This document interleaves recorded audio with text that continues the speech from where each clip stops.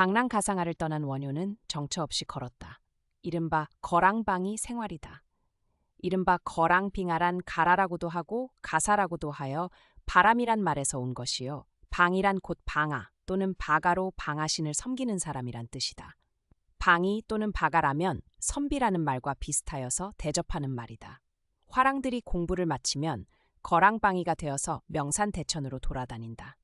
이것은 좋은 스승과 벗을 찾는 뜻도 있고 인정 풍속을 살피는 뜻도 있고 또 흉악한 사람이나 짐승을 만나서 담력과 무예를 닦는 뜻도 있고 웅대하거나 아름다운 자 연풍경을 보아서 느낌을 기르는 뜻도 있고 또 이름 있는 당에 가서 기도를 하는 뜻도 있다. 이것저것 합하여서 남아의 금도를 늘리고 또 파겁을 하자는 것이 목적이지만은 그 밖에도 청년 남아가 정처 없이 유랑하는 것은 모험욕과 호기심을 만족시키는 유쾌한 일이었다.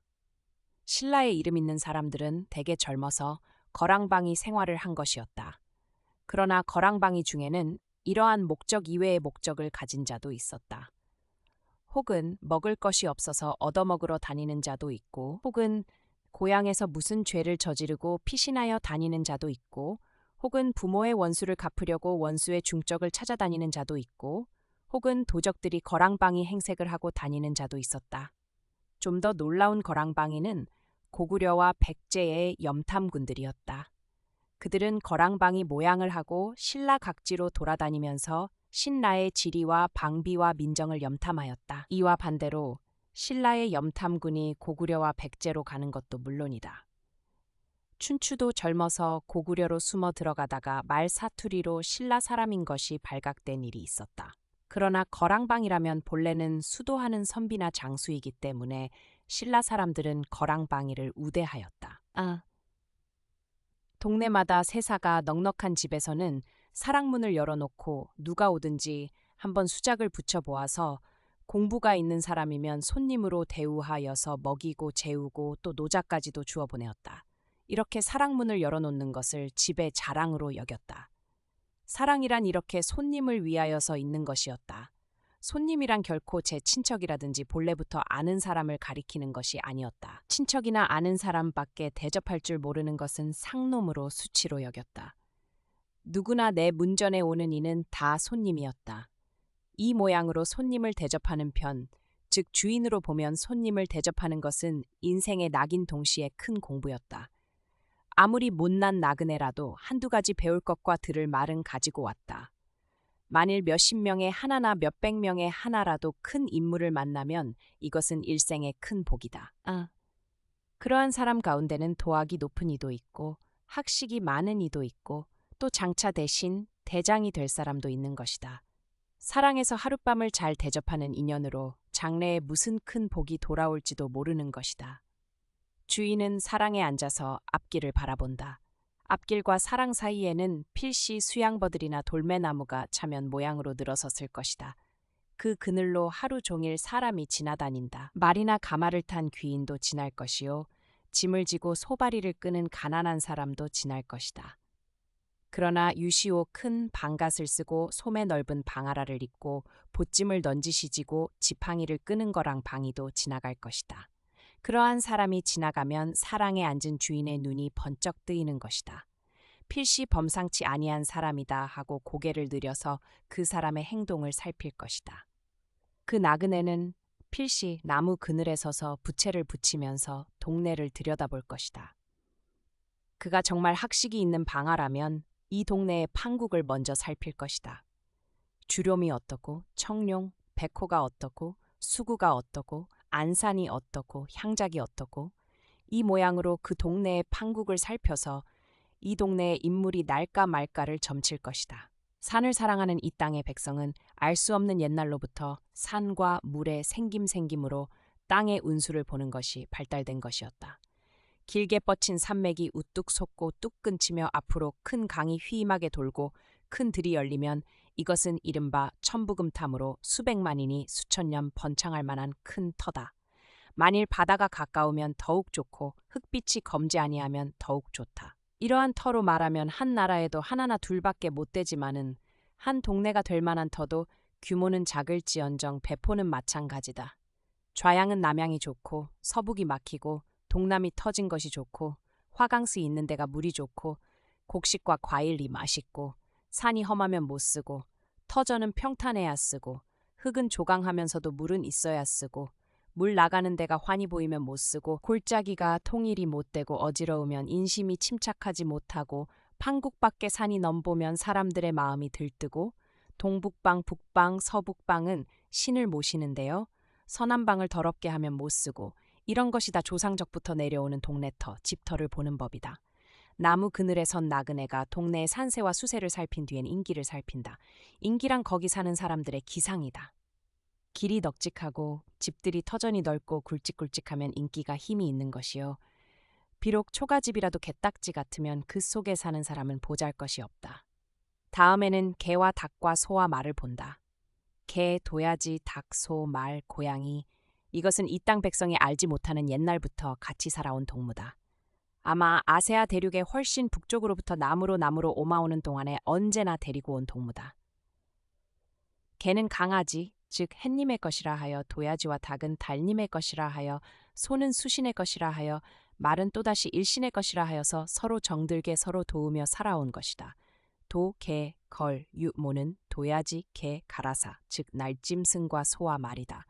그러므로 이러한 짐승들의 번성하는 동네면 인기가 왕성한 동네다.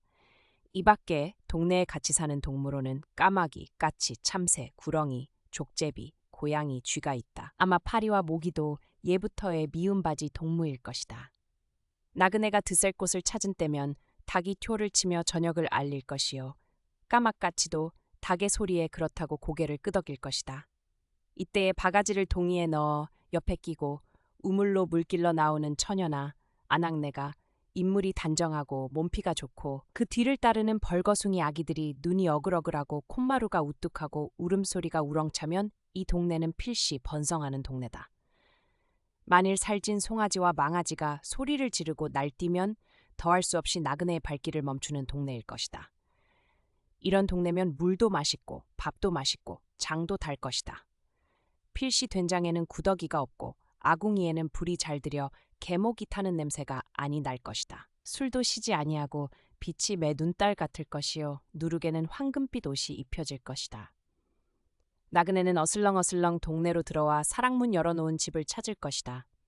그는 대문을 쓱 들어서며 여보아라 하고 호기 있게 부를 것이다.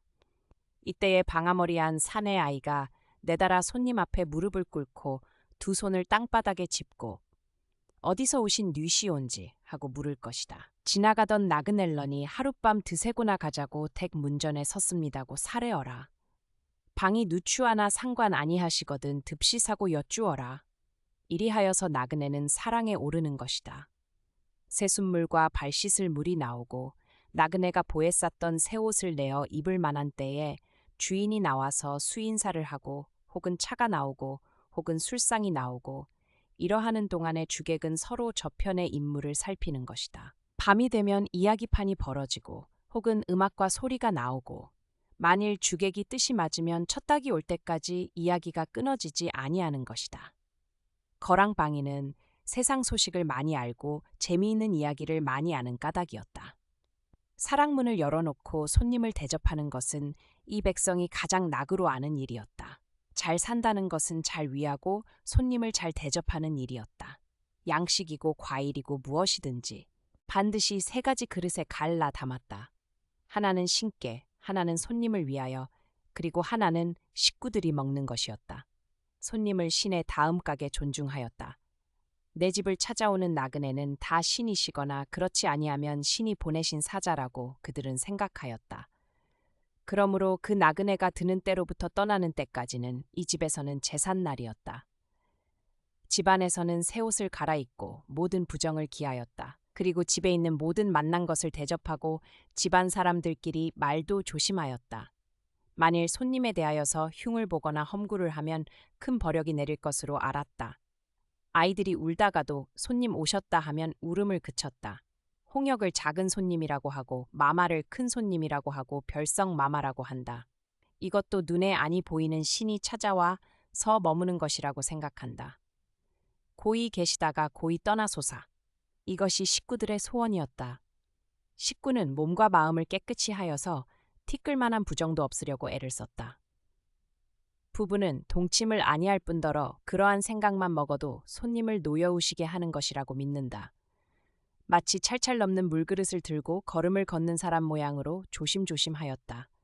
금주를 느리고 대문을 지치는 모양으로 마음에다가도 금주를 느리고 대문을 지치는 것이었다. 솥에서 밥이 잦는 소리나 아궁이에서 불이 타는 모양도 무심히 지나칠 수가 없었다.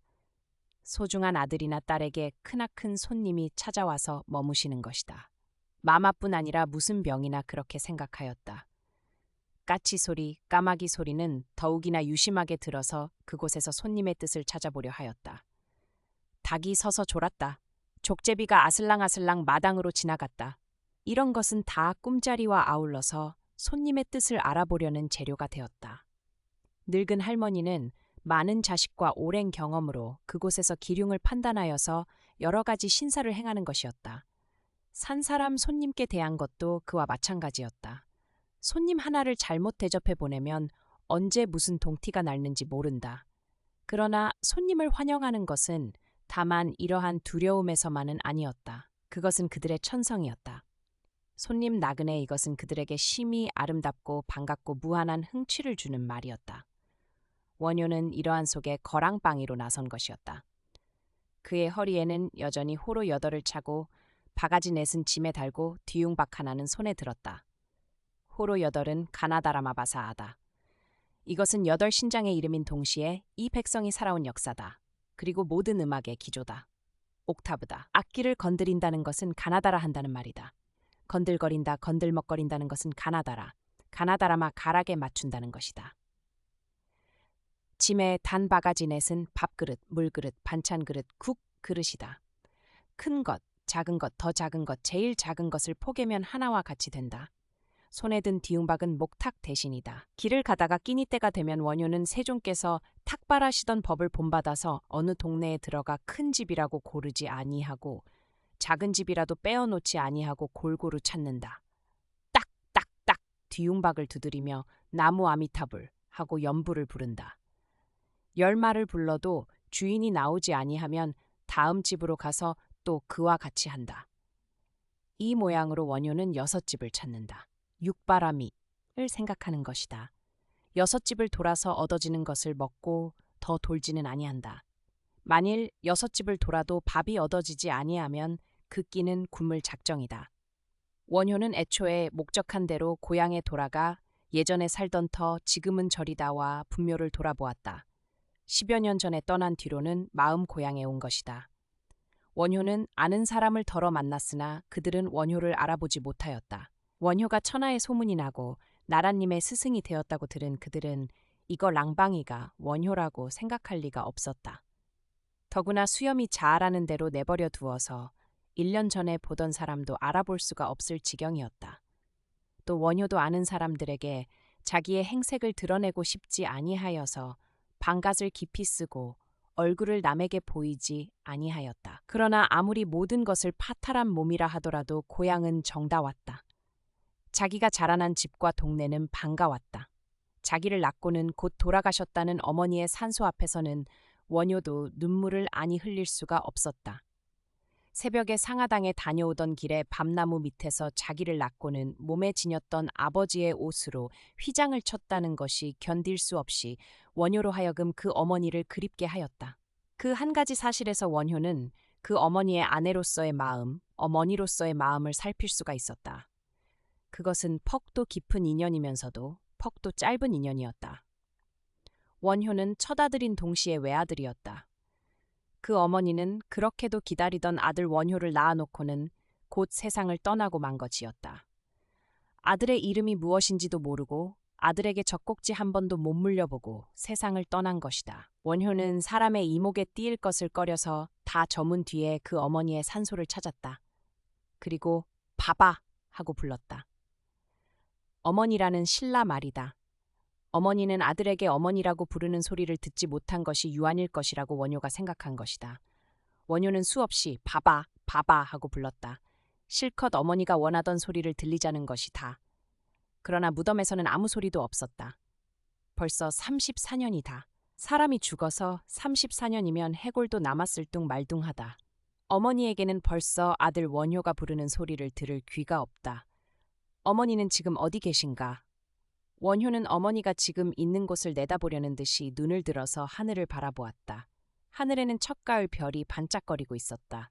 봐봐, 지금 어디 계시오? 원효는 애가 탐을 느꼈다. 어머니가 계신 곳을 알기 곧 할 양이면 그곳이 하늘 꼭대기나 땅밑이라도 따라가고야 말 것 같았다. 원효의 나던 날이 어머니가 돌아가신 날이다. 그것은 무척 슬픈 이별이다. 모자간의 피차의 얼굴 모습도 모른다. 음성도 모른다. 그러나 영원한 시간 중에 어디서 만나더라도 필시 서로 알아볼 것 같았다. 알아보고 말고. 그렇게 깊은 인연이요. 그렇게도 깊은 정이여든 만나자 떠났기 때문에 그 은정이 더욱 깊은 것 같았다. 어머니는 나를 낳으시려고 세상에 오셨었다. 나를 낳으시 매 곧 세상을 떠나셨다. 어머니는 당신의 목숨을 나를 낳으시기에 희생하였다. 이렇게 생각하면 더욱 어머니가 그리웠고 가엾기도 하였다. 봐봐, 봐봐. 원효는 또 몇 번 소리를 높여서 불렀다. 원효는 한 번도 보지 못한 어머니의 모습을 상상할 길이 없었다. 아버지와 할아버지의 모습은 의희하게 생각이 나지만은 어머니는 생각할 길이 없었다. 원효는 돌아가신 승만 여왕을 배울 때에는 어머니의 모습이 그와 같으리라고 생각하는 버릇이 있었다. 이제 그 어머니의 산소 앞에서도 승만 여왕을 생각하였다. 승만 여왕과 어머니를 하나로 보고 원효는 한숨을 지었다. 세종께서도 나시는 날 그 어머니를 여의셨다. 나도 성불하는 최후생에 이 어머니의 아들로 나리라. 원효는 이렇게 생각하였다. 이 밖에 그 어머니의 은혜를 갚을 길이 없는 것 같았다. 어머니의 무덤 앞에 선 원효는 문득 요석공주를 생각하였다. 요석공주가 만일 아기를 배었으면 그의 운명이 또 원효의 어머니와 같지 아니할까 하였다. 원효는 중이 되면서부터 스스로 인생의 모든 인연을 끊은 것으로 생각하였다. 무시로부터 내려오는 윤회의 사슬을 완전히 끊어버린 것으로 생각하였고 다시는 아무러한 인연도 짓지 아니할 것으로 생각하였다. 스스로 아무 것에도 물들지도 아니하고 무량, 걸리지도 아니하는 보살로 생각하였다. 선연이나 악연이나 다시는 맺지 아니할 것으로 믿었다. 그러나 이제 생각하면 원효는 벌써 다생의 업보에 졌다. 요석공주와는 끊을 수 없는 인연을 맺었고 만일 그가 아이를 낳는다 하면 그것은 더구나 끊을 수 없는 인연이 된다. 원효는 얽히고 설킨 인연의 동아줄이 자기를 끌어당김을 느꼈다. 무해. 원효는 스스로 코웃음을 하였다. 승만 여왕이나 지금은 어디가 있는지 모르는 심상이나 또 아사가나 다 지나가 버린 바람결은 아니었다. 요석공주는 더구나 말할 것도 없다. 그들은 깊고 얕은 정도의 차는 있을지언정 원효의 마음에 뿌리를 받고 떨어지지 아니하였다. 다만 잊히지 않는다는 것만은 아니다. 원효의 피와 골수에 그 뿌리가 닿은 것이었다. 더구나 살을 마주대인 요석공주는 원효가 어디를 가거나 원효를 따랐다. 마치 그림자와 같아서 때려도 뗄 수가 없었다. 원효는 남녀의 연이란 것이 어떻게나 무서운 것임을 요석공주 사건에서 비로소 알았다. 물에 있을 때에는 젖어도 나오면 그만이다 하는 연꽃의 비유는 많이 듣고 많이 말한 것이지 많은 원효는 제 마음이 결코 연꽃이 아님을 깨달았다. 한번 물이 묻으면 좀처럼 마르지 아니하는 솜과 같은 마음임을 알았다. 요석궁 대문을 나설 때에 원효는 바람 지나간 자리라고 스스로 믿었으나 웬걸 그렇지 아니하였다. 아, 무서운 것은 인연의 힘이다. 그 중에도 남녀의 인연이다. 원효는 앙아당 위에서 이렇게 자탄하였다. 며칠 절식을 하여서 모든 욕망과 모든 기억이 다 사라지는 자리에서도 요석공주의 일은 도리어 더 뚜렷이 살아나왔다. 원효는 이걸이 자기를 아비지옥까지라도 끌고 가고야 말 끊을 수 없는 쇠사슬이라고 한탄하였다. 만일 요석공주의 일에 대인 무서운 교훈이 없었던들 원효는 아사가의 사랑을 받아들였을지도 모른다. 아사가는 신선하고 순진하고 그리고도 열정적이어서 그의 열정의 불길은 원효의 뼛속까지 파고들었다. 어떤 때에는 원효의 팔이 저절로 아사가를 향하여서 벌어지려고도 하였다. 원효는 저를 원망하고 제 마음이 단련되지 못하였음을 성화하였다. 원효는 스스로 이구행자라고 생각하였다. 아직 나는 자유자재한 자는 아니다. 억지로 저를 기어 나가며 조금씩 때를 벗으려는 행자에 불과하다고 생각하였다. 이치로는 깨달은 듯하건만은 마음이 말을 아니 듣는다. 원효는 이렇게 자탄하였다. 젖지 아니하고 물들지 아니하는 원효. 이것이 되려면 많은 수련이 필요한 것을 느낀 것이었다. 이렇게 생각하면 원효는 엄청난 자존심이 푹 줄어들어서 제가 몇 푼어치 아니됨을 느꼈다. 원효는 어머니의 산소를 어두움 속에 다시 바라보았다. 어머니, 이 자식은 아직 어머니를 제도해 드릴 힘이 없습니다. 저를 제도하지 못하였으니 어떻게 남을 제도합니까? 어머니, 이 자식의 나이가 벌써 40을 바라봅니다. 그러하건만 아직 저를 건지지 못하였습니다. 원효는 턱에 자란 수염을 쓸어 보았다. 어머니, 세상이 이 자식을 원효대사라고 부릅니다. 그러나 이 자식은 남의 스승이 될 사람이 아직 못 되었습니다. 다시 어머니 산소를 찾을 때에는 반드시 정말 원효대사가 되겠습니다. 원효는 어머니 앞에 선 어린 아들의 마음이 되었다. 원효는 어머니를 위하여서 연불 1000번을 부르고 산소에서 물러왔다. 원효는 자기가 이렇게 풀이 죽은 것이 파괴 때문인 것을 알았다. 왕자와 같이 패기가 만만하던 자기가 한번 요석궁 일이 있음으로부터 몸을 감출 곳이 없는 것 같았다. 개를 깨뜨리는 것새가 날개를 잘리는 것과 같다.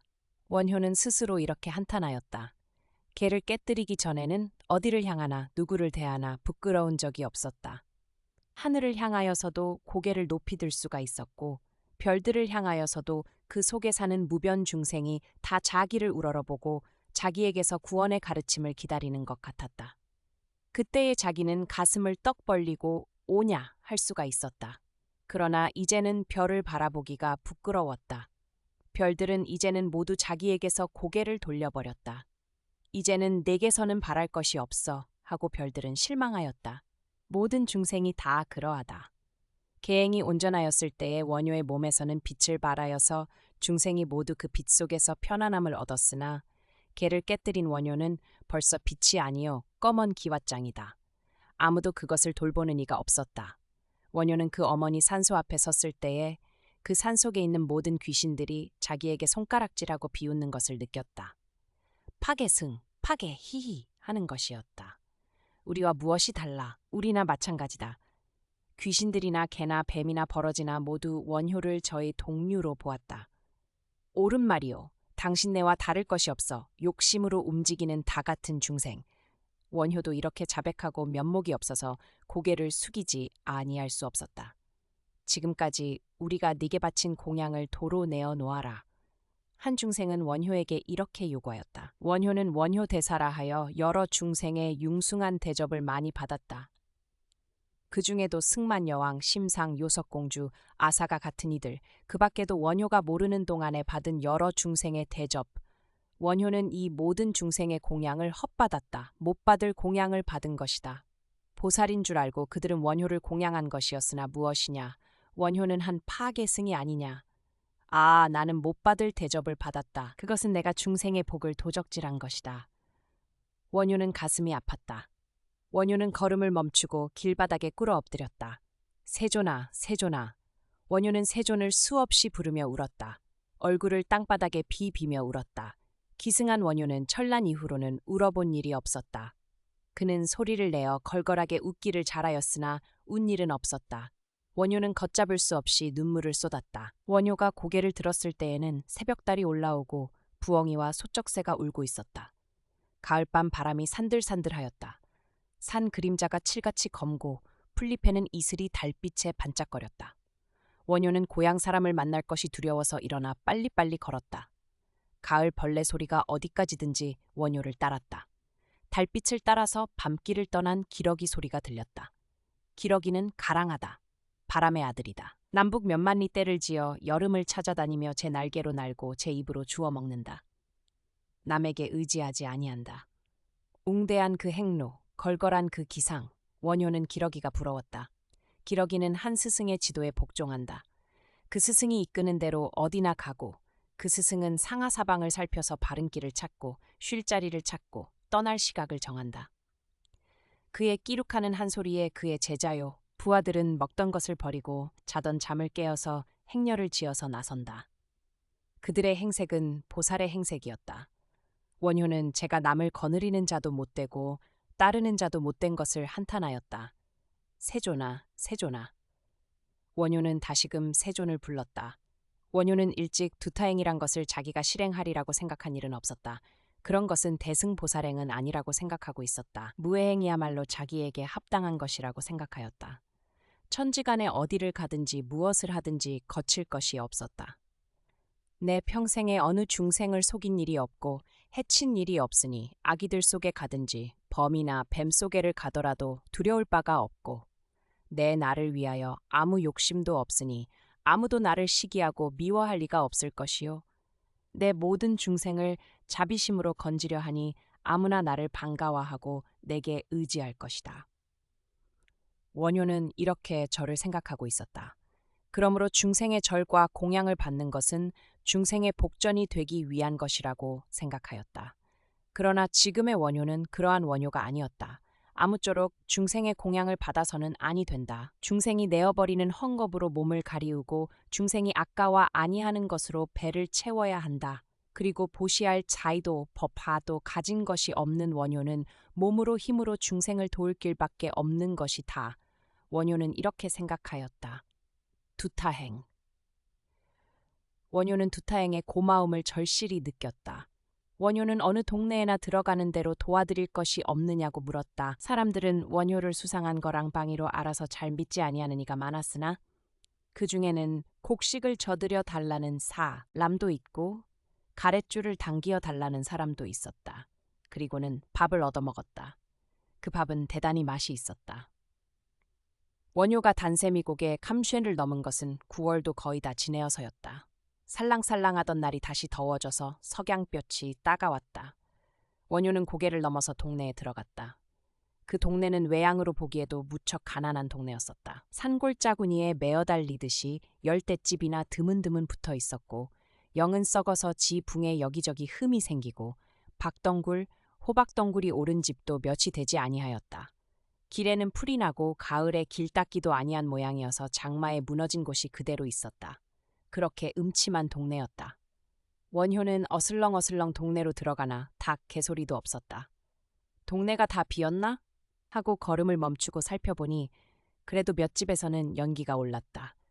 그리고 어디서 왔는지 배가 훌쭉하고 비리 먹어 털아 다 빠진 개 한 마리가 꼬리를 들이고 원효를 향하고 왔다. 그는 의외에 사람을 만난 듯이 우뚝 걸음을 멈추었으나 짖으려고도 아니하였다.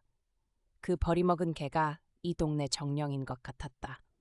어느 집이나 하나 찾아보아야 하고 원효는 첫집 문전에 섰다. 원효는 뒤움박 목탁을 딱딱딱딱 두들기고 연부를 하였다. 득끄럽다 하는 늙은이의 소리가 들렸다. 그 소리는 분명히 앓는 사람의 소리였으나 소리에는 몸서리칠 만한 도끼가 있었다. 그래도 원효는 여전히 연부를 불렀다. 누구 저 중놈을 때려 쫓지 않느냐 하는 늙은이의 소리가 떨었다. 웬 부인 하나가 달려나오며 나오거랑방이가 남 앓는 집에 와서 까마귀 소리를 하고 있어. 하고 바가지에 들고 나온 쉬지근한 뜨물을 원효의 얼굴을 향하여 끼얹었다. 원효는 피하려고도 아니하고 그 물을 맞았다. 그래도 안 가. 그래도 안 가네.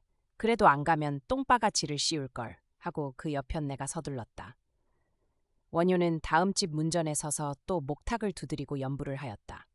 이번에는 어떤 늙은이가 지팡이를 짚고 채머리를 흔들면서 나왔다.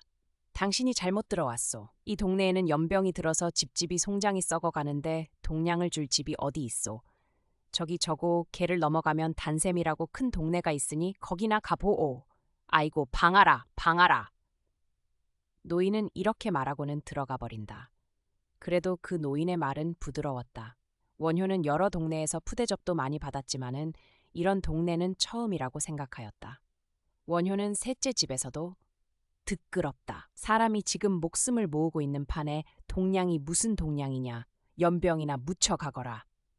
하는 젊은 여인의 악담을 들었다. 넷째, 집 문전에서는 아무리 목탁을 두드리고 연부를 하여도 도무지 인기척이 없었다. 굶은 개 한 마리가 마당에 누워서 짖을 기운도 없는 듯이 눈을 번이 떴다가는 도로감을 뿐이었다. 원효는 이 집에서도 모두 알아두었거나 그렇지 아니하면 다 죽었는가 하고 마당으로 들어서서 이보아라 하고 크게 불렀다. 그 누구요? 하고 소리가 모기 소리만큼 들렸다. 그것은 남자의 소리인지 여자의 소리인지도 구별할 수가 없었다. 원효는 기침을 하고 방문을 열고 고개를 디밀었다. 컴컴한 방에 아무것도 보이지는 아니하고 무슨 냄새만이 코를 받쳤다. 눈을 크게 뜨고 한참이나 들여다보고서야 비로소 그 방에 사람이 셋이 드러누워 있는 것을 알았다. 원효는 방 안에 들어섰다. 여보시오 하고 불러보았다. 어느 사람이 대답할 사람인지를 모르는 것이었다. 거 누구요? 하는 것은 맨 아랫목에 누운 사람이었다. 그는 분명히 남자였다. 지나가던 사람이오마는 대관절 어찌 된 일이오? 원효는 이렇게 물었다. 나도 모르겠소. 처음에는 내가 알았는데 나는 아직도 이렇게 목숨이 붙어 있고 그 다음에는 아들이 알았는데 죽었는지 살았는지 알 수 없소. 저 건넌방 문을 좀 열어보아주오. 며느리도 어제 저녁에 미음을 한술 끓여다 주고는 소식이 없으니 죽었나 살았나 좀 보아주오. 이게 마누란데 까까지 헛소리를 하더니 잠이 들었나 원. 그 다음에 누운 게 딸이오. 죽었나 살았나 좀 보아주오. 그는 들릴락 말락한 소리로 이렇게 원효를 보고 설명하였다. 원효는 마누라라는 사람의 머리를 만져보았다. 싸늘하다. 팔목을 만져보았다. 맥이 없다. 원효는 아무 말도 아니하고 그 다음에 누운 딸이란 사람을 만져보았다. 머리가 불이었다. 분명히 살아있는 것이었다. 원효는 주인이 말한 대로 건넌방에를 들어가 보았다. 젊은 사나이는 금방 숨이 넘어갈 듯이 톱질을 하고 있었고 만져보아도 알아보는 것 같지 아니하였다. 배설물을 그냥 치우지 아니하여서 악취가 코를 받쳤다. 그런데 기막힌 것은 그 곁에 젖먹이가 누워 있었다. 그는 살아있으나 기진한 모양이어서 죽은 듯 가만히 있었다. 그러기로 며느리는 어디 갔을까? 원효는 방에서 나와서 휘둘러 보았다. 달리는 방이 없었다. 원효는 부엌문을 열어보았다. 부엌 바닥에 허연 것이 있었다. 원효는 부엌에 들어가 그 허연 것을 만져보았다. 그것은 분명히 사람이었다. 몸이 더우니 죽지는 아니한 것이다. 필경 먹을 것을 끓이려고 부엌에 내려왔다가 쓰러져서 인사불성이 된 모양이었다. 원효는 며느리를 안아다가 남편 옆에 누이고 곧 솥에 물을 끓였다. 그래서 우선 살아있는 사람들에게 먹였다. 숟가락으로 떠넣으면 입을 벌려서 받아먹었다. 젖먹이도 널쭉널쭉 받아먹었다. 그런데 금방 원효에게 설명을 하던 노인이 그동안에 정신을 잃어버려서 물을 입에 넣어도 주르르 흘릴 뿐이었다. 그는 다른 식구들 걱정으로 해서 정신을 잃지 않니 하고 있다가 어떤 사람이 와서 돌아보는 것을 보고는 맥이 풀려버린 것이었다. 원효는 그 주인 노인이 지금 마지막 숨을 쉬고 있는 것을 알았다. 전신에서는 구슬땀이 흘렀다. 윗목에 누운 딸이 헛소리를 하고 건넌방에서는 젊은 사람이 영각을 하였다. 그러나 원효는 죽는 사람만을 지키고 있을 수가 없어서 산 사람을 위하여 미음을 끓이고 있었다. 그래도 쥐는 있었다. 어두운 부엌 구석에서 소리를 하고 돌아다니고 아궁이에서 오르는 불빛에서 두 눈이 반짝하는 수도 있었다. 걔는 부엌문에 턱을 걸고 있었다. 퍼그나 시장한 모양이었다. 원효도 배가 고팠으나 무엇을 먹을 생각은 없었다. 건넌방 젊은 사람은 지금 고비를 넘기는 모양이어서 연방 소리를 질렀다. 미음 솥에서는 김이 오르고 끓는 소리가 났다. 딸과 며느리는 미음을 좀 먹었으나 젊은 사람은 발치에 있는 화로를 치워라, 저기 선 저 도적놈을 쫓아내어라 하고 호령만 하고 아무것도 먹으려 들지 아니하였다. 그 밤에 영감도 운명하였다. 원효는 뒷숫에 구덩이 둘을 파고 영감 마누라를 내다 묻었다. 그러나 젊은 사람 셋은 살아났다. 꼭 죽을 줄 알았던 젊은 사내는 차차 돌려서 정신을 차렸고 며느리도 그리 중하게 앓지 아니하고 살아났다. 맨 먼저 일어난 것은 딸이었다. 그는 16살 된 처녀였다. 그러나 아직도 먹을 것을 끓이고 오줌똥을 받아내는 것은 원효였다. 아버지와 어머니가 자리에 없는 것을 보고 딸은 놀라는 모양이었으나 묻지도 아니하였다. 며느리도 일어났다. 미음을 먹고 목숨을 부지한 젖먹이는 마르기는 하였으나 그래도 죽지는 아니하였다. 딸과 며느리가 마당에 내려서는 것을 보고 원효는 슬며시 그 집을 떠났다. 12틀 만에였다. 날씨가 살랑살랑 추워졌다. 원효는 옷은 더러워지고 또 추웠다. 여러 날 잘 먹지도 못하고 자지도 못한 원효는 몸이 제 몸 같지 아니하였다. 그러나 원효는 평생 처음으로 중생을 도와준 것이 기뻤다. 설사 그 무서운 병이 제게 옮아서 길가에 쓰러져 죽더라도 세상에 왔던 보람을 비로소 한 것 같았다. 이렇게 생각할수록 자기의 지나간 생활이 어떻게 공허한 것임을 깨달았다. 그 집 식구들은 병으로 정신 못 차리고 있을 때에 들어온 원효가 무엇인지 몰랐다. 그는 말없이 물과 미음을 끓여주고 먹여주고 더러운 것을 쳐주고 늘 자기네가 누운 자리가 깨끗하고 마르게 하여 주었다. 그들이 차차 정신이 나게 되어서도 원효더, 당신이 누구시오? 이렇게 묻는 일이 없었다. 그것은 그렇게 묻기가 어마어마하기 때문이었다. 언제 눈을 떠보아도 그는 옆에 있었고 목이 마르다고 생각만 하여도 그는 숟가락으로 물을 떠넣어 주었다. 젖먹이를 안아 재우고 그를 먹여주었다. 그들은 이것이 사람일 수는 없다고 생각하였다. 필시 무슨 신장님이라고 생각하였다. 그러하기 때문에 감히 묻지 못하였다. 또 그러하기 때문에 마음 놓고 그의 구원을 받았다. 더구나 그가 온다 간다 말도 없이 쓰러진 것을 볼 때에 더욱 그렇게 생각하였다. 그러나 원효는 이날에 이 동네를 떠난 것은 아니었다. 그는 시체를 묻어주고 병구안을 하여 주고 이 동네에 앓는 사람이 끊어지기를 기다려서 이 동네를 떠났다.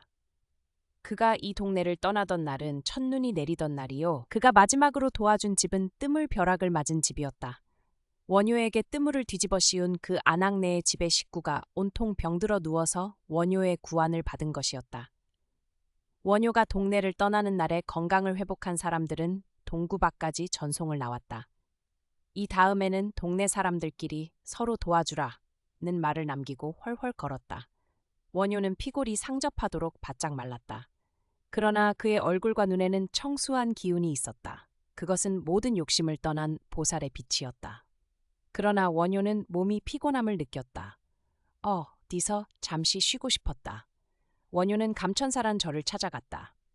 감천사는 선덕여왕 적에 지은 절로 유명한 원광법사도 일시주선 일이 있는 절이다. 원효는 감천사에서 불목하니에 직분을 얻었다. 원효가 단샘이 동네에서 병구안하는 2달의 밥짓기, 미음, 죽수기를 배운 것이 여기서 이용된 것이다. 원효는 말없이 밥을 짓고 마당을 쓸고 있었다. 20여 명 중이 있었으나 아무도 그가 원효인 것을 아는 사람은 없었다. 쇠똥아, 쇠똥아 하고 원효를 불렀다. 원효는 밥을 잘 짓는다고 칭찬을 받았다. 원래 중의 집 생활에는 직분에 높고 낮은 것이 없는 것이다. 조실 노스님과 제자의 계급은 있지만은 밥을 짓는 것이나 살림을 하는 것이나 다 평등한 직분이어서 서로 번을 가면서 하는 것이다. 그러나 나라에서 중을 대접하게 돼 매 어느덧 절에도 계급이 생겨서 중의 지위가 정해지게 되었다. 밥 짓는 중은 언제나 밥 짓는 중이요, 심부름하는 중은 언제나 심부름하는 중이었다. 약간 공부가 있거나 절의 소임이나 지낸 중은 밥 짓기, 빨래하기, 소재하기, 짐지기 같은 일은 제가 하지 아니하고 남을 시켰다. 그러므로 불목을 지키는 원효는 가장 천한 구실이었다. 아무도 원효의 얼굴을 바로 바라보는 이도 없었다. 원효를 옆에 두고도 중들은 체면 없는 실없는 소리들을 하였다. 마치 원효 같은 것은 사람값에 치지 않는 것 같았다. 원효는 잘 쉴 수가 있었다. 밥도 잘 먹고 마음도 편안하였다. 설거지를 다 해치우고 판도방에 들어가 목침을 베고 누우면 잠이 달았다. 판도방에는 지나가는 동량중이나 거랑방이나 짐군들이 들어갔다. 그들에게는 끊임없는 이야기가 있고 웃음이 있었다. 잡소리도 하였다. 그들은 인생의 최하층에 있는 사람이기 때문에 잃어버릴 체면이 없었다.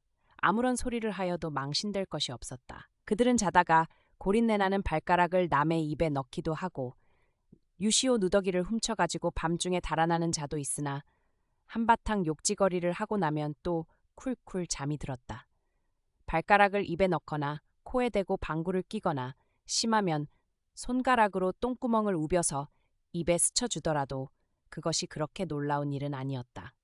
한 개 쥐어받고 왁자지껄 한바탕 떠들고 나면 바람 지나간 자국과 같았다. 원효더러도 무슨 재주를 하라고 조를 때가 있었다. 그러면 원효는 뒤움박을 놀렸다. 다들 잘한다고 웃고 떠들었다. 보아허니 그렇지 않을 것 같은데 어떻게 허다가 불목하니가 되었소? 원효에게 이렇게 묻는 사람도 있었다. 어찌어찌하다가 그렇게 되었소? 원효는 이렇게 대답하였다. 원효는 감천사 부엌에서 편안히 한겨울을 날 수가 있었다. 부엌은 좀 우중충하였으나 넓었고 커다란 아궁이 불이 활활 타는 것을 들여다보고 앉았으면 정신이 황홀할 만큼 깨끗하고 편안하였다. 큰 가마솥에 밥이 잦을 때쯤 하면 고소한 향기가 부엌에 찼다. 두 팔을 부르겁고 큰 동이에 밥을 푸노라면 지팡이를 끌고 부엌으로 오는 노장이 있었다. 그는 누룽지를 좋아하여서 원효더러 누룽지를 달라고 오는 것이었다. 이 노장은 원광법사가 이 절에 있을 적부터 있노라고 하였다. 다른 중들은 이 노장이 누구인지 알려고도 아니하였다. 그렇게 이 노장은 있으나 없으나 한 노장이었다. 그는 부엌에 오면 밥을 푸는 동안에 여러 가지 이야기를 하였다. 그 이야기에 나오는 것을 주워 모아서 생각하면 이 노장은 젊어서 전쟁에도 나가보고 또 이 절에 와서는 지금 원효가 하는 모양으로 밥도 짓고 허드레실도 한 모양이다. 그렇게 이 절에 오래 있으면서도 무슨 소임 하나도 지낸 일이 없었다. 누룽지에 맛을 붙인 것도 그가 불목한 일을 할 때에 얻은 버릇인 듯하였다. 그래도 원효더러 스님이라고 하고 만나면 합장하고 허리를 굽히는 중이라고는 이 노장밖에 없었다. 이 노장을 방울스님이라고 어린 중들이 불렀다. 키가 작고 다니는 모양이 동글동글 굴러다니는 것 같다고 해서 별명이 된 모양이다. 목소리도 무척 여무져서 새벽에 그가 연부를 부르면 쇳소리 같았다. 그래서 방울스님이라는지도 모른다고 원효는 생각하였다. 방글방글 늘 웃는다고 해서 방울스님인지도 모른다. 시님 내 방에 와 계시오. 방울스님은 가끔 원효에게 이렇게 말하였다. 비록 성명 없는 중이나 이 절에 오래 있는 늙은이라고 하여서 독성각 지키는 방 하나를 이 늙은이에게 준 것이었다. 소승이야 젊은 놈이 어디서 자면 어떻습니까? 원효는 이렇게 번번이 사양하였다. 원효가 큼직한 누룽지를 한 장 떠주면 방울스님은 그것을 감추듯이 품에 넣고 관세음보살, 관세음보살 하고 수없이 원효를 향하여서 절하고는 지척지척 제처소로 갔다. 원효는 방울스님과 대한대사를 비교해 보았다. 방울스님이 대한대사보다 한 반절 더 벗은 것 같이 생각되었다. 대한대사에게는 아직도 짓는 것이 좀 남은 것 같은데 방울스님은 아무것도 짓는 것이 없는 것 같았다. 방울스님의 경계가 더 높고 깊은 것 같았다. 한번 원효는 저녁을 다 해치우고 나서 독성가게를 올라갔다. 이날은 방울스님이 누룽지를 얻으러 내려오지 아니한 것이 궁금하기도 하였다. 독성가게 불이 빤하게 켜 있고 그 속에서 방울스님이 연부라는 소리가 들렸다. 독성각은 큰 절에서도 비탈 하나를 올라서 동떨어져 있기 때문에 독성 불공이나 하러 오는 사람이 아니고는 하루에 한 사람도 오는 사람이 없었다. 독성각, 칠성각, 산신당이 제일 외딴 곳이었다. 독성각에는 조그마한 소상이 있었다. 어깨가 꼬부라지고 한 무릎은 누이고 한 무릎은 세우고 한 손을 세워 무릎 위에 얹고 한 손으로는 땅을 짚고 빙그레 웃는 노승의 모양이다. 원효는 독성존자의 상이 방울스님 같다고 생각하였다.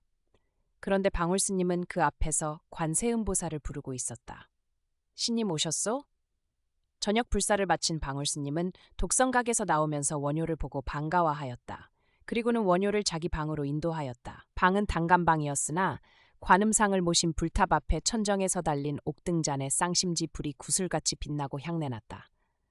방 한편에 진과 북이 있고 다른 한편 벽에는 붙박이 화로가 있어 세옹이 걸리고 경상에는 금강경과 금강산매경이 놓여 있었다. 방울스님은 가사 장삼을 입은 채로 경상을 앞에 놓고 앉았다. 부엌에 누룽지를 얻으러 왔을 때와는 다른 위엄이 있었다. 원효는 종이에 싸가지고 온 누룽지를 내어서 방울스님 앞에 놓으며 오늘 저녁에는 밥이 잘 눌었길래 긁어놓고 기다렸는데 왜 아니 오셨어요? 하였다. 이런 고마울 때가 있습니까? 하고 종이로 싼 것을 열어서 노르스름하게 누른 밥을 보고 눈과 얼굴이 온통 웃음이 된다. 이게면 또 내일 온종일 먹겠소. 이걸 른입으로 먹어야 맛이 있을 텐데 원이가 있어야지. 이가 이렇게 한 개도 아니 남았구려. 그러니 이렇게 끓여서 먹지요. 하고 방울스님은 화로에 놓인 새옹 뚜껑을 열어 보인다. 그 속에는 노르스름한 것이 죽 모양으로 보글보글 끓고 있었다. 방울스님은 뚜껑을 다시 덮어 놓으며 이렇게 끓여도 고소해. 인중상공이요. 이따금 마른 입으로도 조금씩 입에 떼어 넣고 우물우물해 보지요. 그렇지만 이가 없으니까 고 노긋노긋한 진미야 모르지. 하고 한바탕 웃고 나서 젊어서는 오후 불식도 하였지만 늙으니까 자다가도 헛헛증이 나요. 그래서 이렇게 새옹에 끓여 놓고는 시장하면 한 숟갈씩 떠먹지요. 그래도 맛이 좋아. 고마운 일이지요. 방울스님은 이렇게 말하면서 원효가 가지고 온 누룽지를 한 조각 떼어서 입에 넣고 우물우물하며 맛있게 침을 껄떡껄떡 삼킨다. 그것이 마치 어린아이가 맛있는 것을 만난 것과 같았다. 신님 약주도 잡수셔요? 원효는 이런 소리를 물었다. 술? 하고 방울스님은 씹던 입을 쉬고 고개를 가로 흔든 뒤에 술은 대안이 좋아하지 하고 웃는다. 원효는 이이가 대안을 아는가 하고 놀랐다. 신님, 대안대사를 아십니까? 알고 말고 젊어서 같이 댕겼지요. 당나라에도 같이 댕겨오고. 방울스님은 이렇게 말하였다. 원효는 자기의 안식이 부족함이 부끄러웠다. 방울스님이 범상한 늙은이가 아니라고는 생각하였지만은 그가 금강경을 읽고 당나라에를 다녀오고 대안대사와 친구이라고는 생각지 못하였던 것이다. 그저 천진난만 무식한 늙은이라고 알았던 것이다. 그러면 방울스님의 이 천진난만은 공부가 많이 든 천진난만이었던가? 네, 그러셔요 하고 원효는 자기가 신분을 숨기고 있는 것도 있고 소승도 대안대사를 배운 적이 있습니다마는 대안대사가 본래 어떠한 사람인지 이름이 무엇인지도 들은 적이 없습니다. 하고 호기심이 그득한 눈으로 방울스님을 바라보았다. 다 서로 아는 일을 말할 필요는 있나? 방울스님은 이렇게 말하고 웃었다. 다 서로 알다니요. 무엇을 안단 말씀입니까? 원효는 겸허한 마음으로 물었다. 피차에 다 같은 행색 아니요? 어머니 배에서 나오고 오줌똥 싸 뭉개고 밥 먹으면 배부르고 술 먹으면 취하고 계집 보면 마음똥하고 이러기를 몇천만 겁해 내려온 중생들이니 서로 말 않기로 누가 누구인지 모를 것은 있나? 서로 다 아는 일이지. 하하하, 안 그렇소? 삼계 중생의 먹는 마음을 다 아시노라고 세종께서 말씀 아니하셨소? 세종께서 또 전생다생에 다 지내 모신 일이거든 모든 중생의 마음 경계를. 다람쥐가 좋아하는 잣은 나도 좋아하고 내가 좋아하는 누룽지는 또 다람쥐도 좋아하고 신님이야 화엄 강백 강보이시니 나보다 잘 아시겠지요? 일체 유심조 이친자어라. 소승이 화엄 강백이라고요? 원효는 놀라는 빛을 보였다. 아마 원효 대사일걸. 과연 소승은 원효입니다. 그런데 신님께서는 어떻게 소승이 원효인 줄을 아십니까? 원효 신님이 아직 도력이 부족하여서 내 눈을 가리울 힘이 없은 게지. 그렇지만 감천사 수십 명 중에 눈을 가리운 것만 해도 신님의 도력이 어지간하시지. 그렇지만 신님이 아직 신장의 눈은 못 가려. 내가 또 부질없는 말을 했군. 귀신의 눈에 안 뜨이는 법이 어떠합니까? 원효는 이렇게 물었다. 내 마음이 비면 아무의 눈에도 아니 뜨이지. 방울스님은 이렇게 대답하였다. 내 마음이 비이자면? 나를 없이 해야지. 신님께 오욕이야 남았겠소마는 직도 아만이 남았는가 보아. 오욕을 떼셨으니 잡기야 범접을 못하지만은 아만이 남았으니 신장의 눈에 띄어. 신님이 아주 아만까지 버리시면 화엄신앙도 신님의 종적을 못 찾소이다. 아만. 내가 이만한데 내가 중생을 건질 텐데 하는 마음이 아마냐. 이것을 깨뜨리자고 세종께서 수보리에게 금강경을 설하신 것이요. 무주상보시, 우주상보시, 응무소주 이생기심, 잉우소주 이생지신이라는 거요. 원효는 일어나서 방울스님께 절하였다. 방울스님은 앉은 대로 원효의 절을 받았다. 원효는 이로부터 밤마다 방울스님에게 금강경과 금강산매경을 듣고 또 선을 배웠다. 원효는 자기가 언제 귀신의 눈에 띄었는지 역력히 알 수가 있었다. 그 전은 말할 것도 없고 단샘이 동네를 떠날 때에 내가 좋은 일을 하였다 한때에 분명히 귀신들은 자기를 보았을 것이다. 그 다음에는 감천사에 들어온 뒤에 지위 높은 중들을 밥주머니, 욕심꾸러기라고 보고 자기를 장하게 생각할 때에 감천사에 있는 귀신들이 분명히 자기를 보고 웃었을 것이다. 그 밖에도 반성하면 반성할수록 귀신의 눈에 띄운 기회가 많이 있었다. 법도 오히려 버려야 하려든 하물며 비법이랴, 잉셔 흐쾅페이파. 모든 것을 버리되 나까지 버려야 한다. 나의 뿌리를 남겨두면 비만 맞으면 다시 오욕의 음이 돋아 나올 것이다. 원효는 방울스님의 몸뚱이 밑에 나의 뿌리를 파고 나의 씨를 불사르기를 힘썼다. 스님, 어렵습니다. 하루는 원효는 방울스님 앞에 이렇게 한탄하였다. 어렵소? 방울스님은 이렇게 빙그레 웃었다. 소승은 평생에 어렵다는 말을 한 일이 없습니다마는 이것만은 참으로 어렵습니다. 죽기보다 어렵습니다. 원효는 이렇게 고백하였다. 그야 죽기보다 어렵지. 이 몸뚱이 하나 죽이기야 쉽지만은 영겁의 윤회를 끊는 것은 불보살의 가지 없이는 어려운 일이지요. 방울스님은 이런 말을 하였다. 사실 나의 뿌리를 뽑는 행은 앙하라당이의 절식고행에도 비길 바가 아니었다. 나의 뿌리를 찾아 들어가면 진실로 끝간데를 몰랐다. 원효는 어려서 놀 때에 진솔이라는 모래판에 나는 풀뿌리를 찾던 것을 생각하였다. 그 모래를 파고 들어가면 들어갈수록 그 머리카락 같은 뿌리가 점점 더 많이 가지를 채워서 10가닥이 되고 100가닥이 되어서 한량이 없었다. 그때에 어떤 아이가 진솔 뿌리는 염라대왕 머리에 박힌 것이라더라 라는 말을 하였다. 원효는 나의 뿌리에 깊고 넌출진 것이 이러하다고 생각하였다. 그런데 그 중에서 실뿌리 하나만 남겨놓아도 또 새로운 내가 생겨서 끝없는 윤회를 거듭하는 것이었다. 하루는 원효가 이런 말을 방울스님께 하였다. 나의 뿌리가 이렇게 빼기 어렵다는 말을 하였다. 그때의 방울스님은 나의 뿌리가 그렇게 깊다고 보는 그 마음을 떼어버리지. 그것이 허망의 근본이 아닐까. 이런 말을 하였다. 원효는 이 말에 눈이 열림을 깨달았다. 원효는 마치 억어버렸던 것을 생각해내는 모양으로 무릎을 치고 화엄경 노사나 불품의 보현살에게 화연징 루셔나포 빈푸옌 푸스게를 외웠다. 저 부처나라 꼭대기에 헤아릴 수 없는 세계는 지워지기도 하고 무너지기도 하지만은 생하는 것도 아니요 멸하는 것도 아니라 비컨된 모든 나무에 꽃과 잎이 피고 지듯이 이같이 모든 부처나라의 짓고 허름도 그러하니라. 가지가지 나무에 가지가지 열매 열듯이 가지가지 나라에 가지가지 중생이 있어라. 씨가 다른지라 열매 같지 아니하도다. 행업비 가지가짐의 나라도 가지가지러라. 마치 여의보주가 마음대로 무슨 빛이나 내임과도 같아라. 모든 망상을 버리면 청정한 나라만을 보리라. 마치 공중의 구름이 용왕의 힘으로 나타나듯이 부처님 원력으로 모든 불찰이 일도다. 마치 재주 있는 요술쟁이가 여러 가지 재주를 부리듯이 이같이 중생의 역으로 불찰이 헤아릴 수 없도다. 그림의 상을 보고 화공의 조작인 줄 알듯이 부처나라를 보면 마음이란 화공의 그림일 줄 알라. 중생의 마음이 같지 아니함에 가지가지 망상을 일으키나니 이같이 모든 불찰도 모두 다 헛개비 같으니라. 원효는 자기가 보는 세계가 자기의 행업으로 나타남이란 것을 새삼스럽게 깨달았다.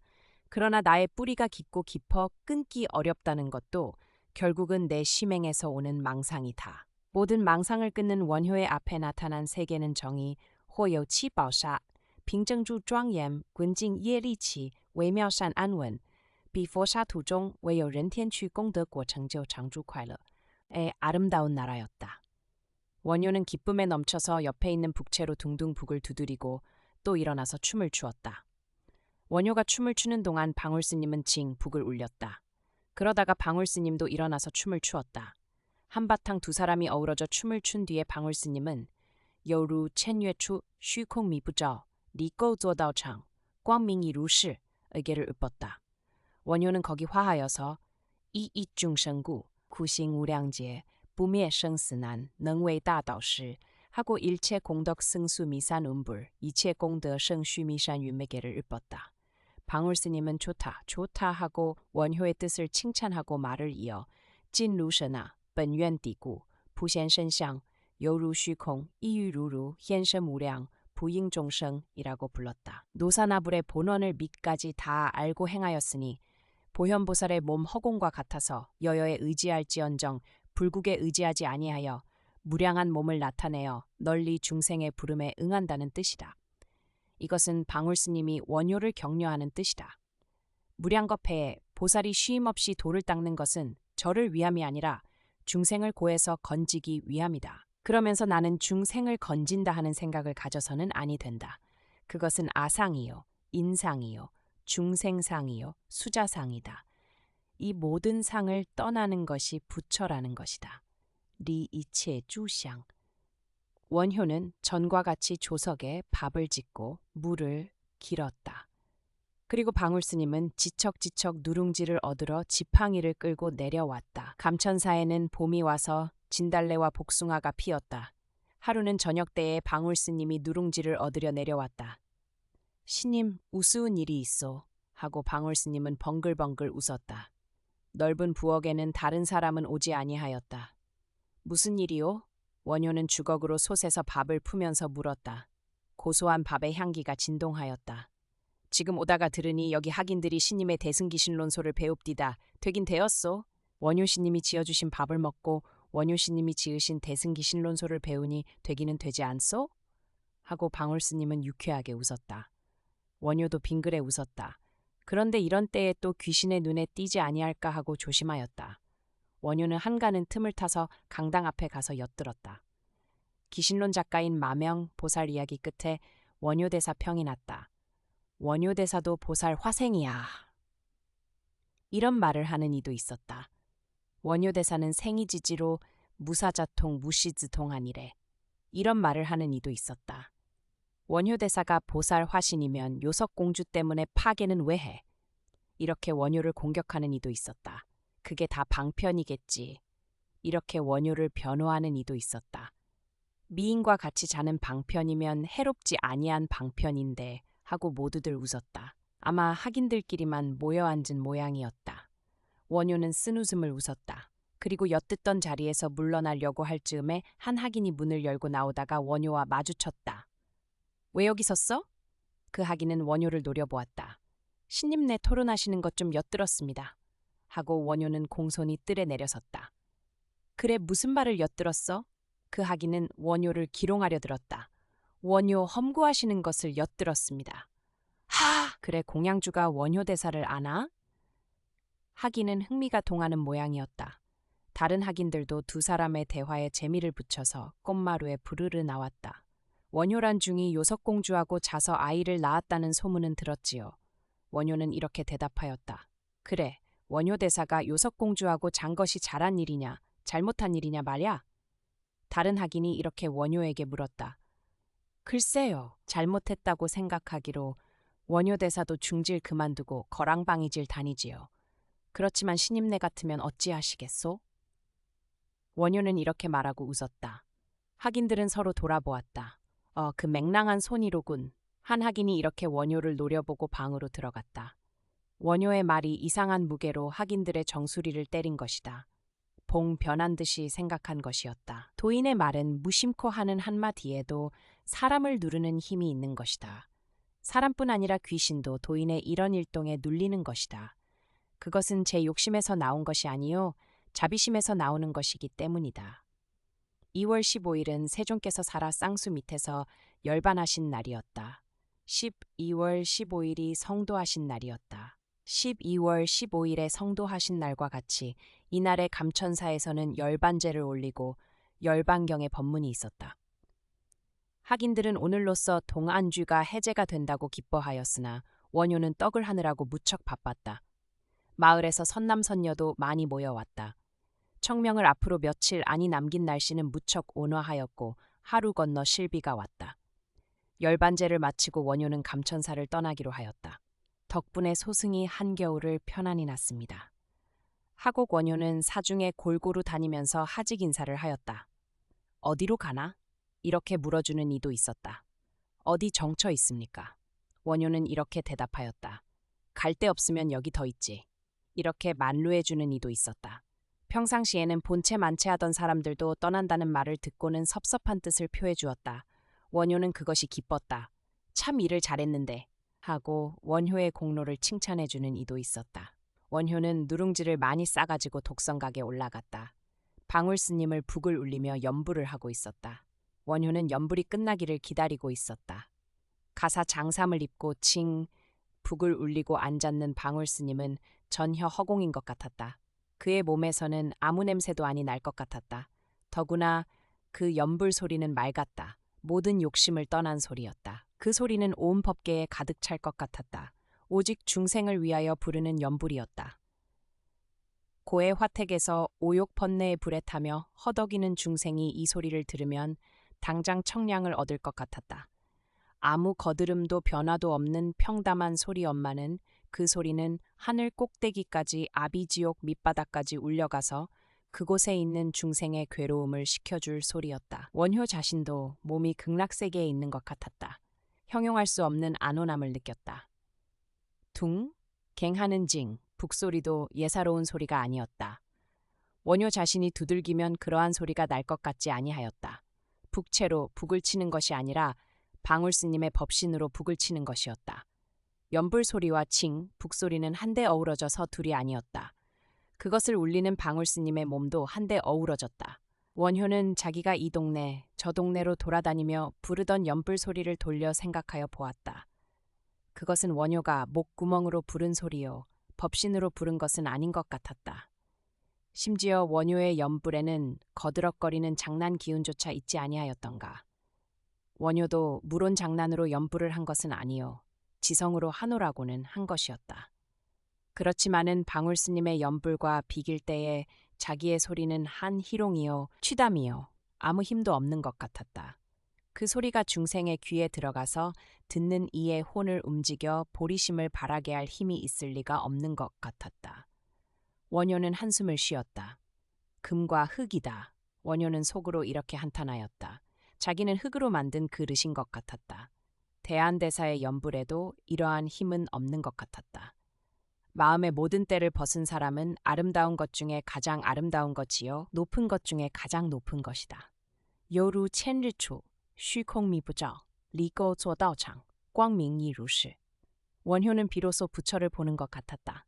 그동안에 무궁한 세월이 흘러간 것과도 같았다. 연불 소리와 북소리가 끊어지고 방울스님은 일어나서 절을 하였다.